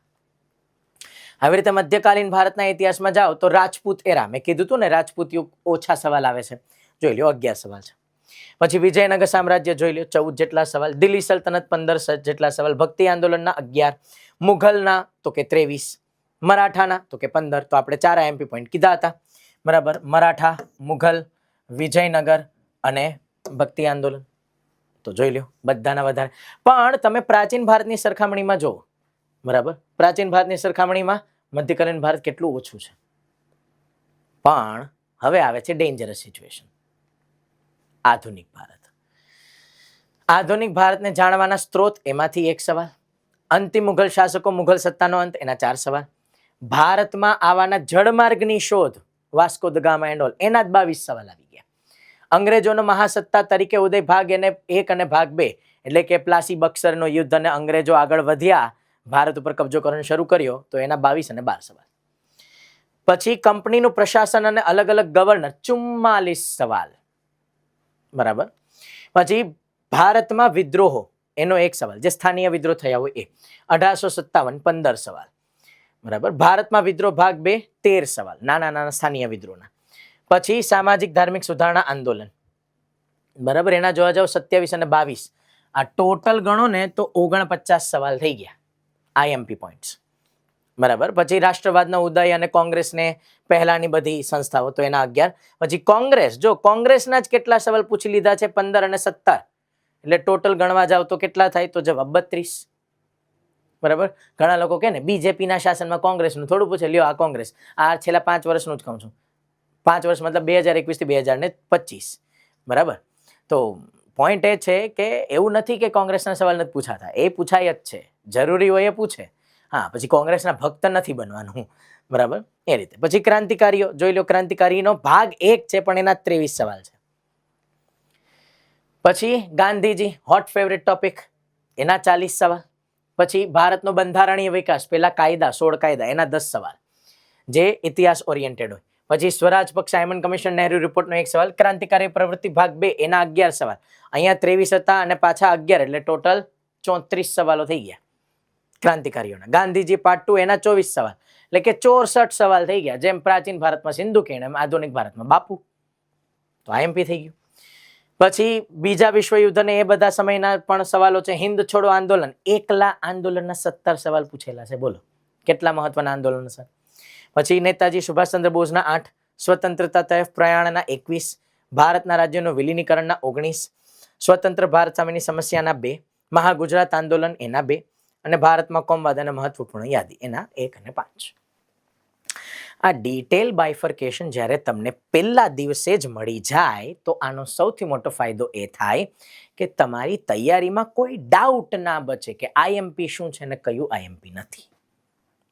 બરાબર. એટલે આપણે આ પ્યોર એનાલિટિકલ ડેટા જે આપણને યુપીએસસી જીપીએસસી પરીક્ષામાં દરરોજ મદદ કરી શકે, નોટ્સ બનાવવામાં મદદ કરી શકે, વાંચવાની પેટર્નમાં મદદ કરી શકે, એ એટલે આપણે સમજીએ છીએ. બરાબર. કારણ કે યુપીએસસી જીપીએસસીની તૈયારીનો મતલબ એ નથી કે ખાલી લેક્ચર જોઈ લેવા, બરાબર, પછી તો કે નોટ્સ બનાવી. હાર્ડ વર્ક 100% કરવાનું છે, પણ એની સાથે સ્માર્ટ વર્ક પણ હોવી જોઈએ. જ્યારે આપણે વાંચવા બેસીએ અને એમાં આવે ઇક્ષ્વાકુ વંશ, પણ એ એટલો આઈએમપી નથી, તો તમે એક વખત વાંચી લીધું, ડન. પછી એનું ત્રીજી ચોથી વખત રિવિઝન કરવાની કાંઈ જરૂર નથી. પરંતુ સિંધુ ખીણ સભ્યતા, એનું તો ભાઈ 5 વખત રિવિઝન કરો, જેથી કરીને એમાં એકે માર્ક આપણો ખોટો પડે જ નહીં. કેમ? રોકડા માર્ક થઈ ગયા ને. જો આપણે આ સિલેબસની ચર્ચા, એનાલિસિસ ને બધું કરીએ છીએ, એમાં કેમ મેં આઈએમપી પોઈન્ટ્સ આપી દીધા, જેથી કરીને તમારા રિવિઝન અને તમારા પ્રથમ વખત વાંચવામાં તમને ખબર પડી જાય કે શું શું વાંચવું જરૂરી છે અને કેટલું વાંચવું જરૂરી છે. બરાબર. તો આ પહેલા દિવસથી તમે તૈયારી કરો, એમાં આટલું ધ્યાન રાખવાનું થઈ ગયું. બરાબર. આગળ પછી તમે જ્યારે ગુજરાતના ઇતિહાસનું પણ બાયફર્કેશન કરવા જાઓ, તો જો એમાં પણ પ્રાગ ઐતિહાસિક કાળ એટલે પાષાણ યુગનો 1 સવાલ છે. આદ્ય ઐતિહાસિક કાળે પણ પાષાણ યુગનો જ ભાગ કહેવાય, એના 1 સવાલ. સિંધુ ખીણ સભ્યતાના 7, મૌર્ય કાળના 8, એટલે ગુજરાતમાં મૌર્ય કાળ સંબંધિત 8 સવાલ. અનુમૌર્ય કાળના 2, બરાબર. પછી શક ક્ષત્રપ કાળનો 1, ગુપ્ત સામ્રાજ્યનું નથી પૂછેલું, પણ મૈત્રક વંશના 9. પછી સમકાલીન અનુમૈત્રક, બરાબર, અને ચાવડા વંશ, તો એના તમે જો 7 અને 1 સવાલ. બરાબર. પછી સાંસ્કૃતિક ઇતિહાસ એ નથી પૂછતા, બરાબર, કારણ કે એ તો પછી કલ્ચરમાં જતું રહે છે. આપણે ઇતિહાસની ચર્ચા કરીએ. પણ સોલંકી કાળ જોઈ લો, 30 સવાલ. તો ગુજરાતના ઇતિહાસમાં આઈએમપી ટોપિક કયો? સોલંકી યુગ. વાઘેલા વંશના 5 સવાલ છે, અને સાંસ્કૃતિક ઇતિહાસ વાઘેલા અને સોલંકીનો, એના પણ 7 સવાલ છે. પછી ગુજરાત સ્વતંત્ર સલ્તનતના 9 સવાલ છે, અને મુઘલ દરમિયાન ગુજરાતનું શું હતું, એના 3 સવાલ છે. મરાઠા શાસકોના દરમિયાન ગુજરાતમાં શું થયું, એનો 1 સવાલ. ગાયકવાડનો 3 સવાલ. યુરોપિયન લોકોનું ગુજરાતમાં આગમન, એના ઉપરના 3 સવાલ. વોકર કરારના 2 સવાલ. ગુજરાતમાં અંગ્રેજોએ કઈ રીતે સત્તા પ્રાપ્ત કરી, એનો કોઈ સવાલ નથી પૂછેલો. પરંતુ ગુજરાતમાં સામાજિક ધાર્મિક સુધારણા આંદોલનના 14, 1857 ગુજરાતમાં કઈ રીતે થયું એના 6, કોંગ્રેસની સ્થાપનાનો 1, ગુજરાતની સ્વદેશી ચળવળ અહીંના સત્યાગ્રહ સ્થાનીય એનો 1, વિદેશમાં ગુજરાતી ક્રાંતિકારીઓના કોઈ સવાલ નથી પૂછ્યા. હા, પણ વિદેશી ક્રાંતિકારીઓના સવાલ આવે છે. ગદર પાર્ટીના સવાલ એ આપણે ભારતવાળા ક્રાંતિકારીઓ જોઈએ ને એની અંદર આવી જાય છે. શ્યામજી કૃષ્ણ વર્મા, મેડમ ભીખાજી કામા, એ બધા. હોમ રૂલ આંદોલનનો 1, ગાંધીજીના સત્યાગ્રહ એના 3, બરાબર. પછી અન્ય સ્થાનિક સત્યાગ્રહોના 9, પછી ગાંધીયુગ ભાગ 2 ના 2 અને હિન્દ છોડો આંદોલનના 4, પછી દેશી રાજ્યોનું જોડાણ થયું એમાંનો 1, મહાગુજરાત આંદોલનના 22, બરાબર. અને પછી આધુનિક ગુજરાતના અમુક રાજા રજવાડા જે જીપીએસસીના જૂના સિલેબસમાં હતા, કારણ કે હમણાં સિલેબસને બદલવામાં આવ્યો, તો જે નવો ઇતિહાસનો સિલેબસ છે એમાં દેશી રજવાડાના શાસકો નથી, બરાબર. કે બરોડાના ગાયકવાડ, મોરબીના રાજાઓ, રાજકોટના રાજાઓ, બરાબર. એવા જે દેશી રજવાડાના ટોપિક જે આગળની જીપીએસસીમાં પૂછાયેલા હતા પણ હવે નથી પૂછાવાના, કારણ કે સિલેબસમાં નથી, નવા સિલેબસ મુજબ, બરાબર. પણ એ આપણે બાયફર્કેશનમાં મૂકેલું છે, બરાબર. ચાલો, હવે આપણને એ પણ ખબર હોવી જોઈએ કે કેવા કેવા પ્રકારના સવાલો પૂછાય છે ભાઈ. તો જોઈ લ્યો તમે, આપણે યુપીએસસી પ્રિલિમ્સ 2026નો જ એક સવાલ લીધો છે કે જૈન ધર્મમાં માન્યતા પ્રાપ્ત જીવનના અસ્તિત્વના 4 મુખ્ય સ્વરૂપો ગતિમાં જે સામેલ છે એમાં નીચેનામાંથી કયું સામેલ નથી, બરાબર. તમને જવાબ ના આવડે ચિંતા નહીં કરતા, કારણ કે આપણે ભણ્યા જ નથી હજી, પણ હું તમને સવાલોની ભાષા, સવાલોની પેટર્ન સમજવા માટે આ પહેલા જ લેક્ચરમાં તમને પ્રીવિયસ યર એક્ઝામ ક્વેશ્ચન જ તમને આપું છું, પીવાયક્યુ જ તમને આપું છું, બરાબર. દેવ, યક્ષ, મનુષ્ય અને તિર્યંશ. તિર્યંશ એટલે પશુ અને વનસ્પતિ. તો જવાબ આવશે યક્ષ. અર્ધદેવ એ પ્રકારનો કોઈ કોન્સેપ્ટ એ નથી હોતો જૈન ધર્મની અંદર, બરાબર. ચલો, પછી જો આપણે થોડા હજી આગળ વધીએ તો આ જીપીએસસી પ્રિલિમ્સ 2026નો ક્વેશ્ચન છે. મધ્યકાલીન ભારતમાં ભક્તિ અને સૂફી આંદોલનના વૈચારિક ખ્યાલોનો સંદર્ભમાં નીચેના વિધાનો ચકાસો, એટલે કે ધ્યાનમાં લ્યો અને સાચા વિધાન જણાવો. પેલું વિધાન શું છે તો કે ભાઈ સંસ્કૃત અથવા અરબી જેવી ભાષામાં જ ઉપદેશ આપવાના બદલે બંને ચળવળ ભક્તિ અને સૂફી આંદોલને સામાન્ય લોકો સાથે અસરકારક રીતે જોડાવા સ્થાનિક લોકભાષાનો ઉપયોગ કર્યો હતો. જવાબ છે હા. ભક્તિ આંદોલનની વિરુદ્ધ સૂફી પરંપરાઓએ આધ્યાત્મિક મેળાવડા, સંગીત, કવિતા, ગાયનના ઉપયોગ ઉપર પ્રતિબંધ મૂક્યો નહીં. સૂફી આંદોલનમાં પણ સંગીત અને ડાન્સનો ઉપયોગ થતો હતો, કવાલી એ જ તો છે. પછી બંને પરંપરા ભક્તિ અને સૂફી આંદોલન મૂળભૂત રીતે એ વાત ઉપર ભાર મૂકે છે કે જટિલ ધાર્મિક કર્મકાંડો અથવા તીર્થયાત્રા કરવાના બદલે પરમાત્મા પ્રત્યેની તીવ્ર વ્યક્તિગત ભક્તિ અને પ્રેમ એ વધારે મહત્વના છે. તો યસ, જવાબ છે હા. તો જવાબ આવે છે ફક્ત 1 અને 3, બરાબર. એ આપણો જવાબ થયો, બરાબર.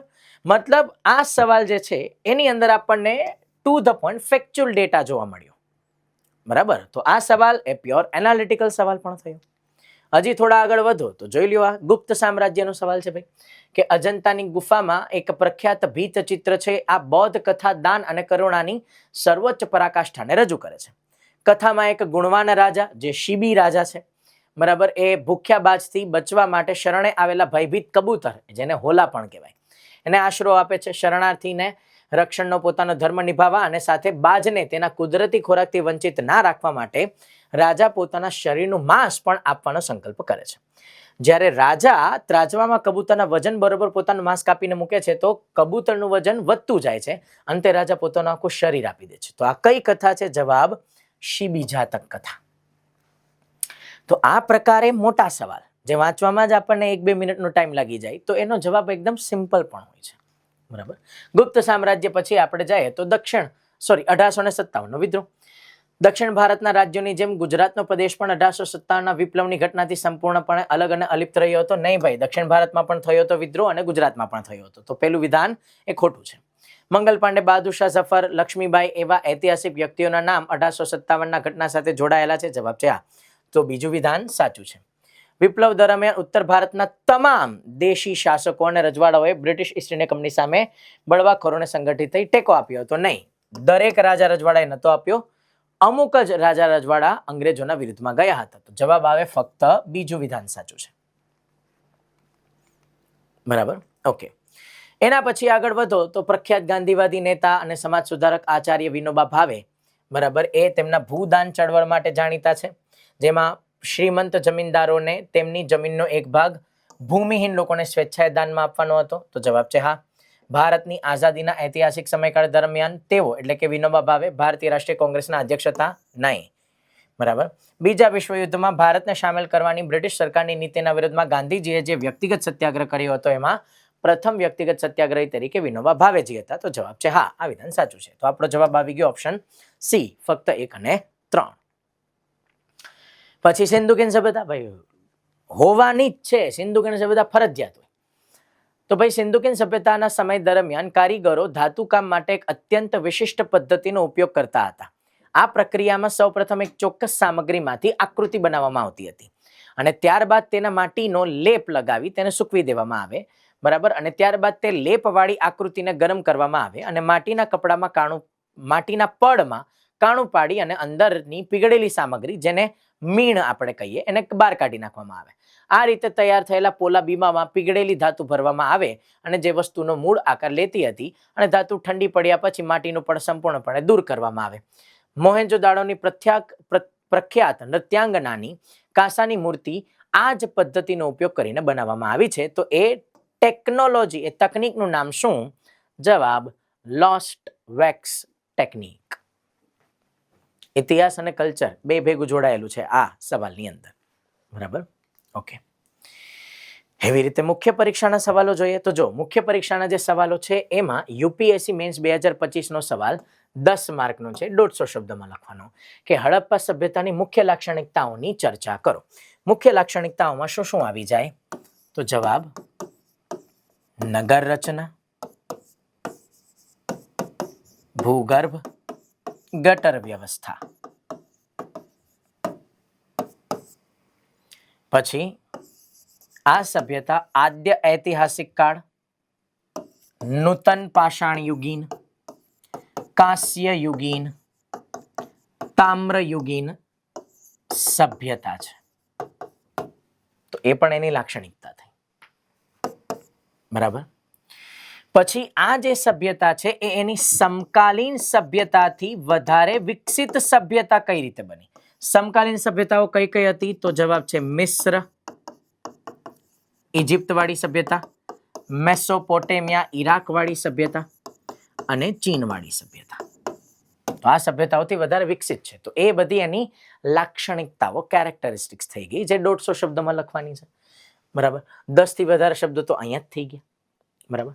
તો આપણે જે જવાબ લખીએ ને એમાં પ્રસ્તાવના, તો હવે જે પ્રસ્તાવના લખવાની છે તો એ કેટલા શબ્દોની હોવી જોઈએ? તો આમ જોવા જાવ ને તો મુખ્ય પરીક્ષામાં આવો કોઈ નિયમ નથી કે જવાબ એ પ્રસ્તાવના, મુખ્ય વિષય વસ્તુ અને નિષ્કર્ષ 3 ભાગમાં હોવો જોઈએ. નહીં, ડિપેન્ડ અપોન સવાલ. બરાબર. પણ મોટા ભાગના સવાલોના જવાબમાં આ એક પેટર્નને ફોલો કરવામાં આવે છે. તો હવે આપણે 150 શબ્દમાં લખવાનું છે તો પ્રસ્તાવના હંમેશા 15 થી 20 શબ્દોમાં થઈ જવી જોઈએ. બરાબર. એવી જ રીતે જે નિષ્કર્ષ છે એ પણ કેટલા શબ્દોમાં થઈ જવો જોઈએ? તો જવાબ 15 થી 20. આના સિવાય શું આવે? તો જવાબ છે મુખ્ય વિષય વસ્તુ, એટલે કે મેઇન કન્ટેન્ટ જે આપણે લખવાનું છે એ. તો આ જે મુખ્ય વિષય વસ્તુ છે એ 110 થી 120 શબ્દોમાં હોવું જોઈએ. આ રીતે આપણે બાયફર્કેટ કરવાનું થાય. અને ચિંતા તમારે જરાય નથી કરવાની, કારણ કે દરેક ટોપિક જ્યારે પૂરો થશે આપણો ઇતિહાસનો, તો એના પછી હું તમને અમુક સવાલો લખવા પણ આપીશ, જેના જવાબ પણ તમે મને આપશો. બરાબર. લખી અને ફોટા પાડીને મોકલી શકશો. બરાબર. અને એના આધારે હું એનું એનાલિસિસ કરીને તમને પાછા જવાબ આપીશ કે ભાઈ આમાં કેટલા સુધારા કરવાના છે. ઇવન આપણે LAWS એટલે કે લાઈવ આન્સર રાઇટિંગ સેશન્સ પણ આવે છે.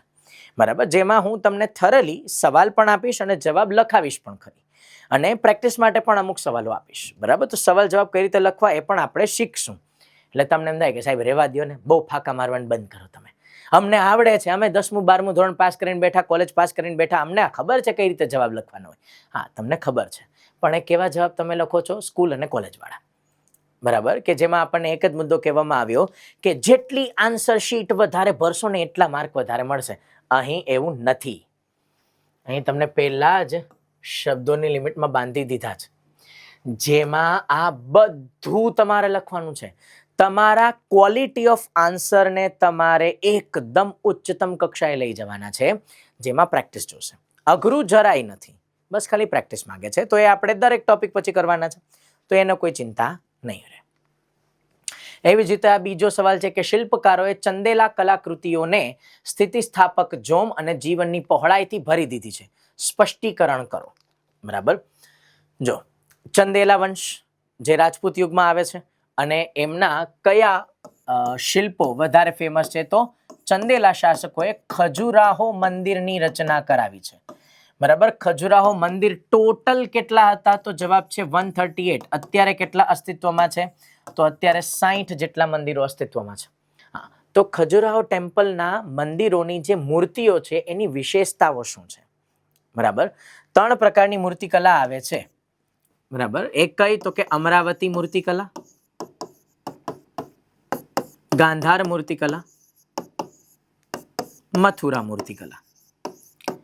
બરાબર. તો આ મૂર્તિઓની ખાસ બાબત શું છે? આ મૂર્તિઓ છે એ સ્થિતિસ્થાપક પણ છે અને જીવનની પહોળાઈ એટલે કે જીવનના અલગ અલગ સમયને પણ દર્શાવે છે. આ મૂર્તિઓનું મહત્વ શું છે?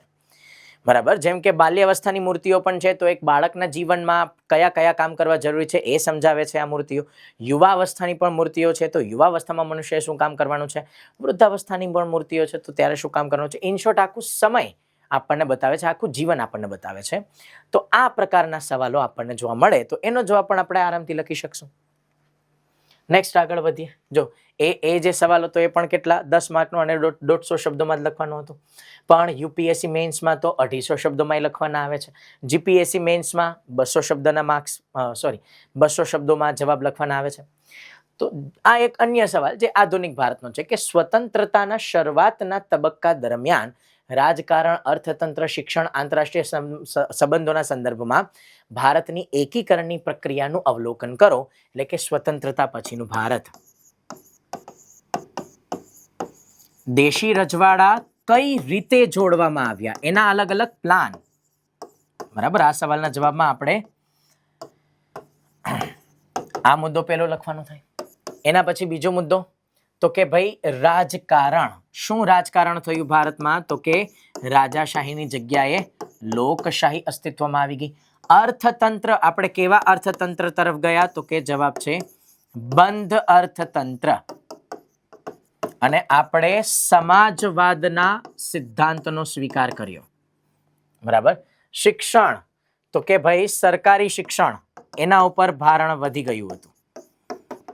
અને જે તે સમયની જે શિક્ષણ નીતિ બનાવવામાં આવી, જેમ કે 2020માં પણ શિક્ષણ નીતિ બનેલી હતી, તો આ સ્વતંત્રતા સમયની શિક્ષણ નીતિ જોવાની થાય. ઇન્ટરનેશનલ રિલેશન, આપણે શું કર્યું? આપણે બિન જોડાણવાદની નીતિ અપનાવી હતી. બરાબર. ના તો આપણે રશિયાના ટેકામાં ગયા, ના આપણે અમેરિકાના ટેકામાં ગયા. તો આ ડીપ એનાલિસિસ. બરાબર. આપણને સવાલ વાંચીએ પછી ખબર પડી જ જવી જોઈએ કે આના જવાબમાં શું આવે. અને એ ક્યારે ખબર પડે? જ્યારે આપણે બધા જ વિષયના લેક્ચર્સને શાંતિથી ભણેલા હોય ત્યારે. બરાબર. પછી જો આ પાછો કેવો છે? 250 શબ્દોમાં તમારે લખવાનું છે. 15 માર્કનો સવાલ છે. તો આની અંદર તમે પ્રસ્તાવના એ 25 થી 30 શબ્દોમાં લખી શકો. પ્રસ્તાવના. એવી રીતે નિષ્કર્ષ પણ 25 થી 30 શબ્દોમાં થઈ જાય.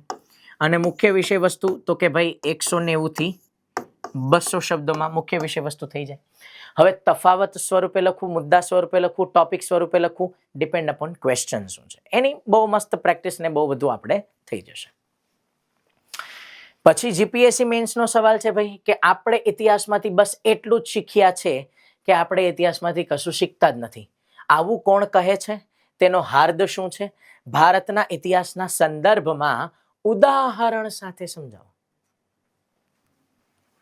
બહુ પ્યોર એનાલિસિસ થઈ ગયું. તો કે હા, આ સૌથી સહેલો સવાલ છે. આપણે જેટલા જો ને બધામાં સૌથી સહેલો છે. કેમ? આપણે ઇતિહાસમાંથી બસ એટલું શીખીએ છીએ કે આપણે ઇતિહાસમાંથી કશું શીખતા નથી. મતલબ એકની એક ભૂલ એ ફરી વખત થવી. બરાબર. એકની એક ભૂલ જ્યારે રિપીટ થાય, બરાબર, તો એને ભૂલ ના કહેવાય, એને મૂર્ખામી કહેવાય. બરાબર. તો બસ એ જ મુદ્દાને આપણે વ્યવસ્થિત રીતે ભણવાનો થશે. બરાબર. હવે આના જવાબમાં આપણે શું લખવાનું છે કે ભાઈ ભારતીય રાજાઓ એ પોતાના શત્રુઓને બહુ વખત માફ કરતા હતા. બરાબર. જેમ કે સમ્રાટ પૃથ્વીરાજ ચૌહાણ હતા, એમણે મોહમ્મદ ઘોરીને 22 વખત માફ કર્યો. પરંતુ આવી સેમ ભૂલ ફરી પાછી કોણે કરી? તો જવાબ આવે છે ઇબ્રાહિમ લોદી. એણે બાબરને અંડર એસ્ટિમેટ કર્યા હતા, તો જો એનું શાસન ગયું. આવી જ ભૂલ ફરી પાછી કોણે કરી? તો જવાબ સિરાજુદ્દૌલા. બંગાળનો નવાબ અંગ્રેજોને અંડર એસ્ટિમેટ કરે છે. તો આ શું થઈ ગયા? ઉદાહરણ. અને આ વાક્ય એ કન્ફ્યુઝ કરવા માટે હતું કે ઇતિહાસમાંથી આપણે બસ એટલું જ શીખ્યા કે આપણે ઇતિહાસમાંથી કંઈ શીખેલા જ નથી. મતલબ ભારતના લોકો અને ભારતના શાસકો ફરી પાછી ભૂલ કરે જ છે. પરંતુ ધ્યાન રાખજો, આપણે જે ઉદાહરણ દેવાના હોય ને એ આવા ઐતિહાસિક ઉદાહરણ જ આપવાના, અત્યારવાળા ઉદાહરણ નહીં આપવાના. બરાબર? તો આ પ્રકારના સવાલોમાં કઈ રીતે જવાબ લખવા, જવાબ લખવામાં કઈ ભૂલ નથી કરવાની, એ બધું આપણે શીખવાડશું તમને. બરાબર? ઇતિહાસના પહેલા લેક્ચર, આ લેક્ચરથી ચાલુ કરી અને જ્યાં સુધી તમે પરીક્ષા પાસ નહીં કરો ત્યાં સુધી હું તમારી સાથે જોડાયેલો રહીશ. જ્યાં જ્યાં પણ અટકશો એ બધો જ ડેટા પ્રોવાઈડ કરવામાં આવશે. આગળ તમને વધવાનું કઈ રીતે છે એ રસ્તો દેખાડવામાં આવશે. બરાબર? તમને થોડા ઘણા અંશે હું ચલાવી પણ દઈશ. બરાબર? પેલું કહેવાય ને કે ભાઈ કોળીઓ છે એ મોઢામાં પણ મૂકી દઈશ, પણ બસ થોડું ચાવવાનું રાખજો. શક્ય હશે તો હું મોઢું પણ ઊંચું નીચું કરીને ચાવડાવી પણ દઈશ, પણ પછી કમસે કમ ઉતારવું તો તમારે પડશે. થોડુંક કામ તમે કરી દેશો, બાકી અમે અહીંથી કરી દેશું. બરાબર? ચાલો, તો આ પ્રકારના સવાલમાં આ રીતનો જવાબ લખવાનો થાય. બરાબર? કે ભાઈ એકની એક ભૂલ રિપીટ થાય છે તો એના ઉદાહરણો આપણે આપી દીધા. બરાબર? પછી ગુજરાતના ઇતિહાસમાં પ્રાચીન વૈદિક યુગથી શરૂ કરી મધ્યયુગીન આધુનિક ઇતિહાસની પદછાપ અંકિત થયેલી છે. આ વિધાનને ગુજરાતની ભૌગોલિક અને સાંસ્કૃતિક વિભાવનાના સંદર્ભમાં મૂલ્યાંકન કરો. મૂલવો. આમાં શું લખવાનું? તો જવાબ ગુજરાતના ઇતિહાસમાં પ્રાચીન વૈદિક યુગ. વૈદિક યુગ એટલે ગુજરાતનો પૌરાણિક યુગ. તો ગુજરાતની પૌરાણિક યુગની સંસ્કૃતિ શું હતી, જેને આપણે ગોપ સંસ્કૃતિ કહીએ છીએ. બરાબર? પછી મધ્યયુગીન સંસ્કૃતિ એટલે ગુજરાતમાં પણ ઇસ્લામિક શાસન આવ્યું તો સ્થાપત્યો બદલી ગયા. ભાઈ પ્રાચીન ગુજરાતના લોકો મંદિર બનાવતા હતા. કર્ણદેવ સોલંકી તો મંદિર બનાવે, સિદ્ધરાજ જયસિંહ મંદિર બનાવે, પણ અહેમદ શાહ આવ્યા તો એ મસ્જિદ બનાવશે. બરાબર? તો મધ્યયુગીન સંસ્કૃતિ. પછી આધુનિક ઇતિહાસની પણ સંસ્કૃતિ. આધુનિક ગુજરાત અંગ્રેજોના સમયનું. તો અંગ્રેજોના સમયમાં કયા કયા સ્થાપત્યો બન્યા, કયા કયા આંદોલન થયા, એ આંદોલનનો જનસમાજ ઉપર પ્રભાવ શું પડ્યો. તો પૌરાણિક, પછી મધ્યયુગીન અને આધુનિક, આ બધા સમયમાં ગુજરાતની સંસ્કૃતિમાં કેવા કેવા પરિવર્તન આવ્યા, ગુજરાતના ઇતિહાસની પદછાપ શું છે. તો આ ત્રણેયના સમયના ઇતિહાસની મહત્વની ઘટના. જેમ કે પૌરાણિક યુગ છે તો એની સાથે સાથે તમે સોલંકી યુગની માહિતી પણ આપી દીધી. બરાબર? એની સાથે ગુજરાત સલ્તનતની પણ માહિતી આપી દીધી.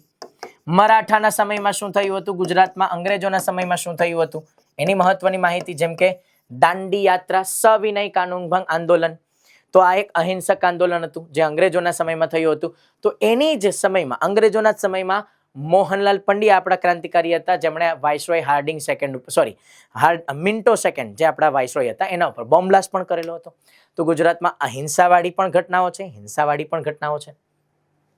બરાબર? તો આ પ્રકારના સવાલો પૂછાય છે અને એ પ્રકારના જવાબો પણ આપણે આરામથી લખી શકીએ. બરાબર? અચ્છા, આ પહેલા જ લેક્ચરમાં કેમ તમને બધું બતાવવામાં આવે છે? કારણ કે તમે અત્યારથી જ મેન્ટલી થોડા મજબૂત થતા જાઓ અને આ બધું સાંભળી અને જોઈને ડર નીકળી જાય. અચ્છા, આવું બધું પૂછાય છે, કઈ વાંધો નહીં, આપણે ભણી લેશું, શીખી લેશું. બરાબર? અને મારા લેક્ચરની અંદર પૂરેપૂરી છૂટ છે કે તમને તમારા મનમાં જેટલા સવાલ ઊભા થતા હોય ને એ બધા જ સવાલ તમારે પૂછી લેવાના. બરાબર? ઓનલાઈન લેક્ચરનો સૌથી બેસ્ટ ફાયદો શું, લાઈવ લેક્ચરનો સૌથી બેસ્ટ ફાયદો શું, કે તમને ચેટ બોક્સ આપેલું જ છે. બરાબર? તમને મનમાં સવાલ થયો કે સાહેબ ગાંધીજી હતા એ પોતળી કેમ પહેરતા હતા, આરામથી પૂછી લેવાનું. બરાબર? તો હું એનો જવાબ આરામથી આપીશ પણ ખરી. માનો કે મને જવાબ નહીં આવડતો હોય તો હું મારા ટીચર્સને પૂછી અને એમની પાસેથી જવાબ લઈ અને તમને આપીશ. બરાબર? આની જેવું છે. સો પોઈન્ટ એ છે કે વાંચવાનું કન્ટિન્યુ રાખવાનું, એનાલિસિસ કન્ટિન્યુ રાખવાનું, એટલે પાસ થઈ જવાશે. બરાબર? પછી મેન્ટરશિપ આપણે કઈ રીતે આપતા હોય છે? તો જો આપણે આગળ મેં તમને કીધું હતું કે LAWS ના લેક્ચર્સ હશે, લોઝના લેક્ચર્સ. બરાબર? તો જો આ અલગ અલગ વિદ્યાર્થીઓએ લખી અને મોકલેલા છે જવાબો. બરાબર? સો એ જવાબોમાં જે કંઈ પણ એમણે ભૂલો કરી હોય તો એની કમેન્ટ્સ આ રીતે લખી નાખવામાં આવતી હોય છે. બરાબર? અને એમને કહેવામાં આવે કે તમે આટલા સુધારા કરશો તો પણ કામ થઈ જશે. જો ઇંગ્લિશ મીડિયમના પણ આપણા વિદ્યાર્થીઓ છે, ગુજરાતી મીડિયમના પણ વિદ્યાર્થીઓ છે. બરાબર? તો ના ફક્ત પ્રિલિમ્સની તૈયારી, મેન્સની તૈયારી, ઇન્ટરવ્યુની તૈયારી, પછી કઈ રીતે તમે વાંચો. ઉદાહરણ તરીકે તમારે વાંચવું છે તો આપણે કઈ રીતે વાંચી શકાય, તો સૌથી પહેલા આવે સ્ત્રોત, કે ભાઈ ઇતિહાસને આપણે તૈયાર કયા કયા સોર્સેસમાંથી કરવું જોઈએ. તો જવાબ 6થા ધોરણથી 12મા ધોરણની GCERT. તમારી પાસે ફિઝિકલ કોપી ના હોય, જરાય ટેન્શનની જરૂર નથી. શાળા મિત્ર નામની એપ્લિકેશન છે, ટોટલી ફ્રી એપ્લિકેશન છે, ડાઉનલોડ કરી લેવાની, પીડીએફના ફોર્મેટમાં તમને એ મળી જશે. Point number 2, 6 to 12 NCERT. જો આની પણ ફિઝિકલ કોપી ના હોય તો પણ NCERT બુક્સ લખી નાખજો. રેડ કલરનું એક સિમ્બલ તમને દેખાશે પ્લે સ્ટોર કે એપલ સ્ટોરમાં, એ ડાઉનલોડ કરી ઇન્સ્ટોલ કરી લેજો એપ્લિકેશન. એમાં તમને પીડીએફના ફોર્મેટમાં મળી જશે.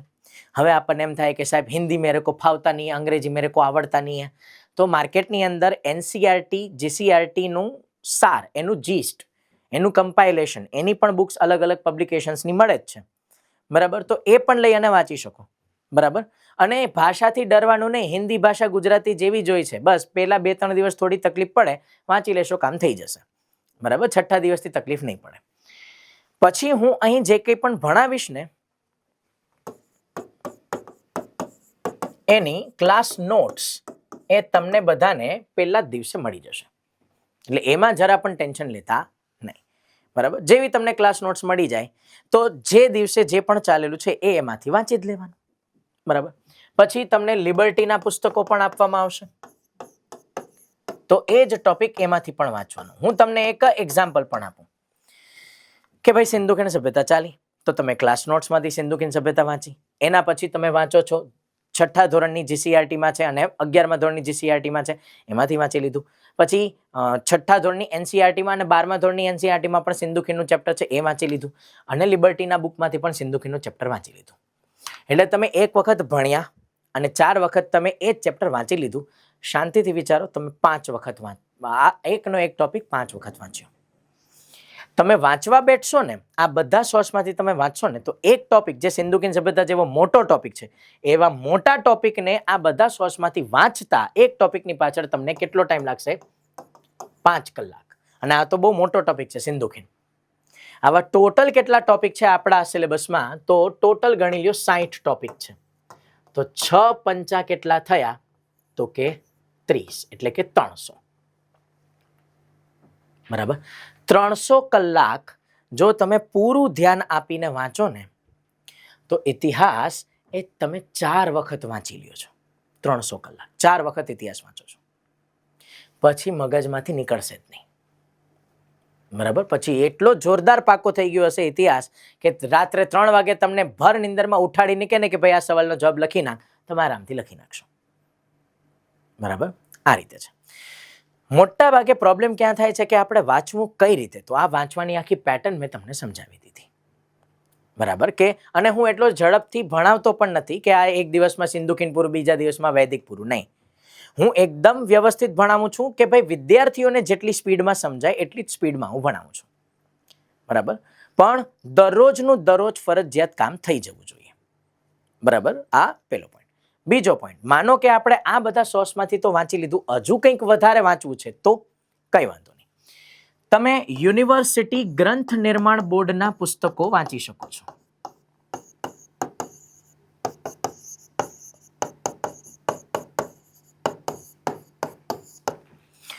યુનિવર્સિટી ગ્રંથ નિર્માણ બોર્ડના પુસ્તકોમાં પ્રાચીન ભારતનો ઇતિહાસ ભાગ 1 અને ભાગ 2, લેખક હરિપ્રસાદ શાસ્ત્રી સાહેબ. મધ્યકાલીન ભારતનો ઇતિહાસ ભાગ 1 અને ભાગ 2, લેખક છોટુભાઈ નાયક. આધુનિક ભારતનો ઇતિહાસ ભાગ 1 અને ભાગ 2, લેખક રમણલાલ ધારૈયા. તો એ પુસ્તકો તમે વાંચી શકો. બરાબર, જો અંગ્રેજી કે હિન્દીમાં પુસ્તક વાંચવા છે તો આધુનિક ભારત માટે સ્પેક્ટ્રમ અને પ્રાચીન ભારત માટે પૂનમ દલાલ દહિયા, મધ્યકાલીન ભારત માટે પણ પૂનમ દલાલ દહિયાનું પુસ્તક આવે છે. બરાબર, પ્રાચીન અને મધ્યકાલીન ભારતનો ઇતિહાસ, લેખક પૂનમ દલાલ દહિયા. ફ્લિપકાર્ટ, એમેઝોનમાં ગોતી લેશો, આરામથી મળી જશે. અથવા તમારા ગામ શહેરમાં જે મોટા બુક સ્ટોર હોય ત્યાંથી પણ આ પુસ્તકો મળી જાય, સ્પેક્ટ્રમ અને પૂનમ દલાલ દહિયાનું પુસ્તક. બરાબર, હું તમને જે ભણાવું છું એ કયા કયા સોર્સમાંથી ભણાવું છું? તો સૌથી પહેલો પોઈન્ટ, મેં GCERT પણ વાંચેલી છે, NCERT પણ વાંચેલી છે, તમિલનાડુ બોર્ડની બુક્સ પણ મેં વાંચેલી છે. આ સિવાય લિબર્ટીના પુસ્તકો પણ મેં અધ્યયન સ્ટડી માટે વાંચેલા છે. આ સિવાય યુનિવર્સિટી ગ્રંથનિમા બોર્ડના 6 પુસ્તકો વાંચેલા છે. 7મું પુસ્તક આવે ભારતનું ગેઝેટિયર, એ પણ મેં વાંચેલું છે. ત્યારબાદ આવે સ્પેક્ટ્રમ, એ પણ મેં વાંચેલી છે. પૂનમ દલાલ દહિયા, એ પ્રાચીન અને મધ્યકાલીન ભારત માટે, એ પણ વાંચેલું છે. પ્લસ આધુનિક ભારત માટે બિપિનચંદ્રના પુસ્તકો વાંચેલા છે. ઇન્ડિયા આફ્ટર ઇન્ડિપેન્ડન્સ પણ મેં વાંચેલું છે. ત્યારબાદ પ્રાચીન ભારત માટે રોમિલા થાપરના પુસ્તકો વાંચેલા છે. કૃષ્ણા રેડ્ડીના જે પુસ્તક આવે છે આખા ભારતનો ઇતિહાસ, એ મેં વાંચેલું છે. ત્યારબાદ અન્ય એક ઓથર છે કેસી શ્રીવાસ્તવ, બરાબર. આ બધા જ પુસ્તકો મેં ખુદે વાંચેલા છે, મેં ખુદે સ્ટડી કરેલા છે, બરાબર. અને આ જે હું લેખકોના નામ બોલું છું ને, કેસી શ્રીવાસ્તવ, રોમિલા થાપર, બરાબર, પછી આ કૃષ્ણા રેડ્ડી, આ બધા લેખકો એ છે કે જે દિલ્હી યુનિવર્સિટી કે કર્ણાટક યુનિવર્સિટી, આ બધામાં ઇતિહાસ વિષયના હેડ ઓફ ડિપાર્ટમેન્ટ હોય, HOD હોય, એમણે લખેલા પુસ્તકો છે. એ બધા મેં સ્ટડી કરેલા છે. એમાંથી જ મેં મારી નોટ્સ, ક્લાસ નોટ્સ ને એ બધું કન્ટેન્ટ તૈયાર કર્યું છે. એમના એનાલિસિસને મેં ખુદે 5-5, 6-6 વખત વાંચી અને સમજેલું છે, બરાબર. એના પછી હું એ તમારી સામે પેશું છું. ઇન શોર્ટ, તમે આટલું વાંચી લેશો ને તો પણ યુપીએસસી મેન્સના લેવલનું કામ તમારું સફિશિયન્ટ થઈ જશે. આટલા પુસ્તકો એઝ વેલ એઝ આપણા બધા લેક્ચર્સ. હા, તમારે આ બધા પુસ્તકો વાંચવાની જરૂર નથી, કારણ કે તમારે નિશ્ચિત સમયમાં પરીક્ષા પાસ કરવાની છે. આ તો મારો શોખ છે વાંચવાનો, એટલે હું અલગ અલગ પુસ્તકો વાંચતો રહેતો હોઉં છું. હજી પણ નવા પુસ્તકો મને મળે છે તો હું વાંચું જ છું, બરાબર. હા, પણ એ મારો શોખ છે. તમે પણ ઇતિહાસમાં બહુ બધું વાંચી શકો, પણ હમણાં નહીં, પહેલા પરીક્ષા પાસ કરી લો, એના પછી આરામથી વાંચજો. વધારે બુક્સના નામ તમને આપી દઈશ પછી, બરાબર. તો આટલા પુસ્તકો વાંચી લેશો. પ્રિલિમ્સની તૈયારી, મેન્સની તૈયારી, આપણે PYQના ટેસ્ટ ને એ બધું આવે છે, લેક્ચર ટેસ્ટ ને એ બધું પણ આવશે. જોઈ લ્યો, આ ટેસ્ટનું પ્લાનિંગ પણ છે ભાઈ, કે પ્રાચીન ભારતનો ઇતિહાસ છે. નંબર ઓફ ટેસ્ટ કેટલી? 3. MCQ કેટલા? 50. 10 માર્કના 2 ડિસ્ક્રિપ્ટિવ, 15 માર્કના 2 ડિસ્ક્રિપ્ટિવ, ફૂલ સબ્જેક્ટની 100 માર્કની ટેસ્ટ આવે. મધ્યકાલીન ભારત છે, આધુનિક ભારત છે, એ બધાની અલગ અલગ ટેસ્ટ લેવામાં આવે, બરાબર. વર્લ્ડ હિસ્ટ્રી જે આપણે અલગથી ચલાવશું, બરાબર, એની પણ અલગથી ટેસ્ટ લેવામાં આવતી હોય છે, બરાબર. સો એક પોઈન્ટ સમજો, પ્રાચીન ભારતના 3 પેપર આપ્યા, 150 ક્વેશ્ચનનું તમારું રિવિઝન ત્યાં થઈ જશે. મધ્યકાલીન ભારત માટે પણ એ જ રીતે થશે. આધુનિક ભારતના 5 પેપર છે, તો 250 સવાલ તમારી સામે આવ્યા અને એના તમે આન્સર આપી શકો. આ પ્રિલિમ્સના થયા. તો આ રીતે મેન્સના ડિસ્ક્રિપ્ટિવ આન્સર રાઇટિંગના પણ ટેસ્ટ લેવામાં આવે છે. વર્લ્ડ હિસ્ટ્રીનું પણ છે. વર્લ્ડ હિસ્ટ્રી પણ આપણા કામનું છે, એ યુપીએસસી માટે વધારે મહત્વનું છે, બરાબર. તો એના સિલેબસને બધું આપણે જ્યારે વર્લ્ડ હિસ્ટ્રીના લેક્ચર ચાલુ થશે એની અંદર હું બધું ડિટેલમાં સમજાવી દઈશ, બરાબર. ઇન શોર્ટ, આશા એટલી જ હું તમારી પાસે રાખીશ કે તમે ખાલી દરરોજ લેક્ચર જોઈ લેજો અને એનું રિવિઝન કરી લેજો. આ 2 કામ તમે કરશો તો પ્રિલિમ્સ, મેન્સ, ઇન્ટરવ્યુમાં પણ ઇતિહાસમાં તમારે શું બોલવું, શું ના બોલવું, એ સહિતનું તમામ ડેટા તમારી મગજની અંદર ફિટ કરવાની જવાબદારી મારી, બરાબર. આપણે શાંતિથી વ્યવસ્થિત તૈયારી કરવી છે અને એવી તૈયારી કરવી છે જે આપણને પરીક્ષા પાસ કરાવી દે, બરાબર. સો આ હતો એક ઇતિહાસ વિષયનો ઓવરવ્યૂ, બરાબર. ઇતિહાસ વિષયના સમાપ્તિ બાદ આપણે એ પણ જોઈ શકો તમે કે આપણે યુપીએસસી અને જીપીએસસી માટેની ફાઉન્ડેશન બેચીસ જે છે એ ઓફલાઈન બેચ અને ઓનલાઈન બેચમાં એડમિશન અત્યારે ચાલુ થઈ ચૂક્યા છે. લિબર્ટી કેરિયર એકેડમી એવી એકેડમી છે કે જેમાં 2300થી વધારે સિલેક્શન સિવિલ સર્વિસમાં આપણે આપી દીધેલા છે. એટલે કે આપણા 2300થી વધારે વિદ્યાર્થીઓ સિવિલ સર્વિસમાં પાસ થઈ ચૂક્યા છે, બરાબર. અહીં આ તમને બેઝિક ટુ એડવાન્સ લેવલનો કોર્સ ભણાવવામાં આવે છે, બરાબર. ગાંધીજીની જન્મ તારીખ કઈ? તો કે 2 ઓક્ટોબર 1869. ત્યાંથી લઈ અને ગાંધીજીના 11 સિદ્ધાંતો શું છે, ગાંધીજીના સત્યાગ્રહની નીતિ શું છે, બરાબર. ગાંધીજીના સત્યાગ્રહની નીતિથી આધુનિક સમયના પ્રશ્નોનું નિરાકરણ થઈ શકે છે કે નહીં, આ પ્રકારના પ્યોર એનાલિટિકલ એડવાન્સ ડેટા તમને આપવામાં આવે છે, બરાબર. આખી જે ફેકલ્ટી ટીમ છે એમની પાસે 8 વર્ષથી વધારે સમય ભણાવવાનો અનુભવ છે. સ્ટાન્ડર્ડ રેફરન્સ બુક્સ ને બધું તમને આપવામાં આવે છે. 1 વર્ષ, 2 વર્ષ, 3 વર્ષના પ્રોગ્રામ પણ છે, બરાબર. સાથે મેન્સનું ટીચિંગ પણ અલગથી આપવામાં આવે છે. લાઈવ આન્સર રાઇટિંગ સેશન અને ડિસ્ક્રિપ્ટિવ ટેસ્ટ પણ લેવામાં આવે છે. ડિફરન્ટ લેવલ ઓફ મેન્ટરશિપ પણ તમને દેવામાં આવશે. એડવાન્સ લેવલના રીડિંગ રૂમની ફેસિલિટી પણ છે. જે ઓફલાઈન વિદ્યાર્થીઓ અહીં આવતા હોય અમદાવાદ ઇન્કમટેક્સ ખાતે, તો એમના માટે ઓફલાઈન રીડિંગ રૂમની ફેસિલિટી પણ છે. અને ગાઈડન્સના સેશન્સ પણ અધિકારીઓ દ્વારા તમને મળી જશે. રેગ્યુલર ઓબ્જેક્ટિવ અને ડિસ્ક્રિપ્ટિવ ટેસ્ટ લેવામાં આવશે અને ઇન્ટરવ્યુના પણ તમને પ્રેક્ટિસ કરવામાં આવશે. ઇંગ્લિશ મીડિયમ ગુજરાતી મીડિયમની અલગ અલગ સેપરેટ બેચ છે, તો ઇંગ્લિશ મીડિયમના વિદ્યાર્થીઓ પણ જોડાઈ શકે, ગુજરાતી મીડિયમમાં જોડાવું તો પણ આપણે જોડાઈ જ શકીએ છીએ, બરાબર. આ સિવાય જો તમારે આપણા આ બેચીસની વધારે માહિતી પ્રાપ્ત કરવી હોય તો તમે 9852108672 અને 8128381066 આ નંબર ઉપર કોન્ટેક્ટ કરી શકો છો, અથવા liberty house opposite sales India showroom income tax 4 રસ્તા અમદાવાદ ખાતે મુલાકાત પણ લઈ શકો છો, બરાબર. અત્યારે જીપીએસસી યુપીએસસી માટેની ફાઉન્ડેશન બેચના એડમિશન ચાલુ જ છે, તો જલ્દીમાં જલ્દી જોડાય અને તમારા સિવિલ સર્વન્ટ બનવાના સપના, આઈએએસ આઈપીએસ અધિકારી બનવાના સપનાને સાકાર કરવાનું કામ ચાલુ કરી દો, બરાબર. ઓકે, સો અત્યારે આપણે આ સેશનને અહીં અટકાવીએ છીએ. ફરી પાછા આપણે બધા લોકો ભેગા થશું નોર્મલ લેક્ચર્સની અંદર, જ્યાં આપણે પહેલા ટોપિકથી શરૂઆત કરી દઈશું. આશા રાખું છું આપ સૌને આ જે લેક્ચર હશે એની અંદર જે માહિતી અમે પહોંચાડવા માંગીએ છીએ અને તમારી આખી જે પ્લાનિંગ છે, જે તમારો આખું સ્ટ્રેટેજી છે, એનો કોન્સેપ્ટ આખો ક્લિયર થઈ ગયો હશે તમારી પરીક્ષા સંબંધિત, બરાબર. અને તેમ છતાં જો કંઈ પણ તમારા ડાઉટ્સ કે કંઈ હોય તો તમે આરામથી પૂછી શકશો એપ્લિકેશનની અંદર ચેટબોક્સમાં, બરાબર. ચલો, so thank you very much. આપણે ભેગા થઈએ નેક્સ્ટ લેક્ચરમાં. Thank you.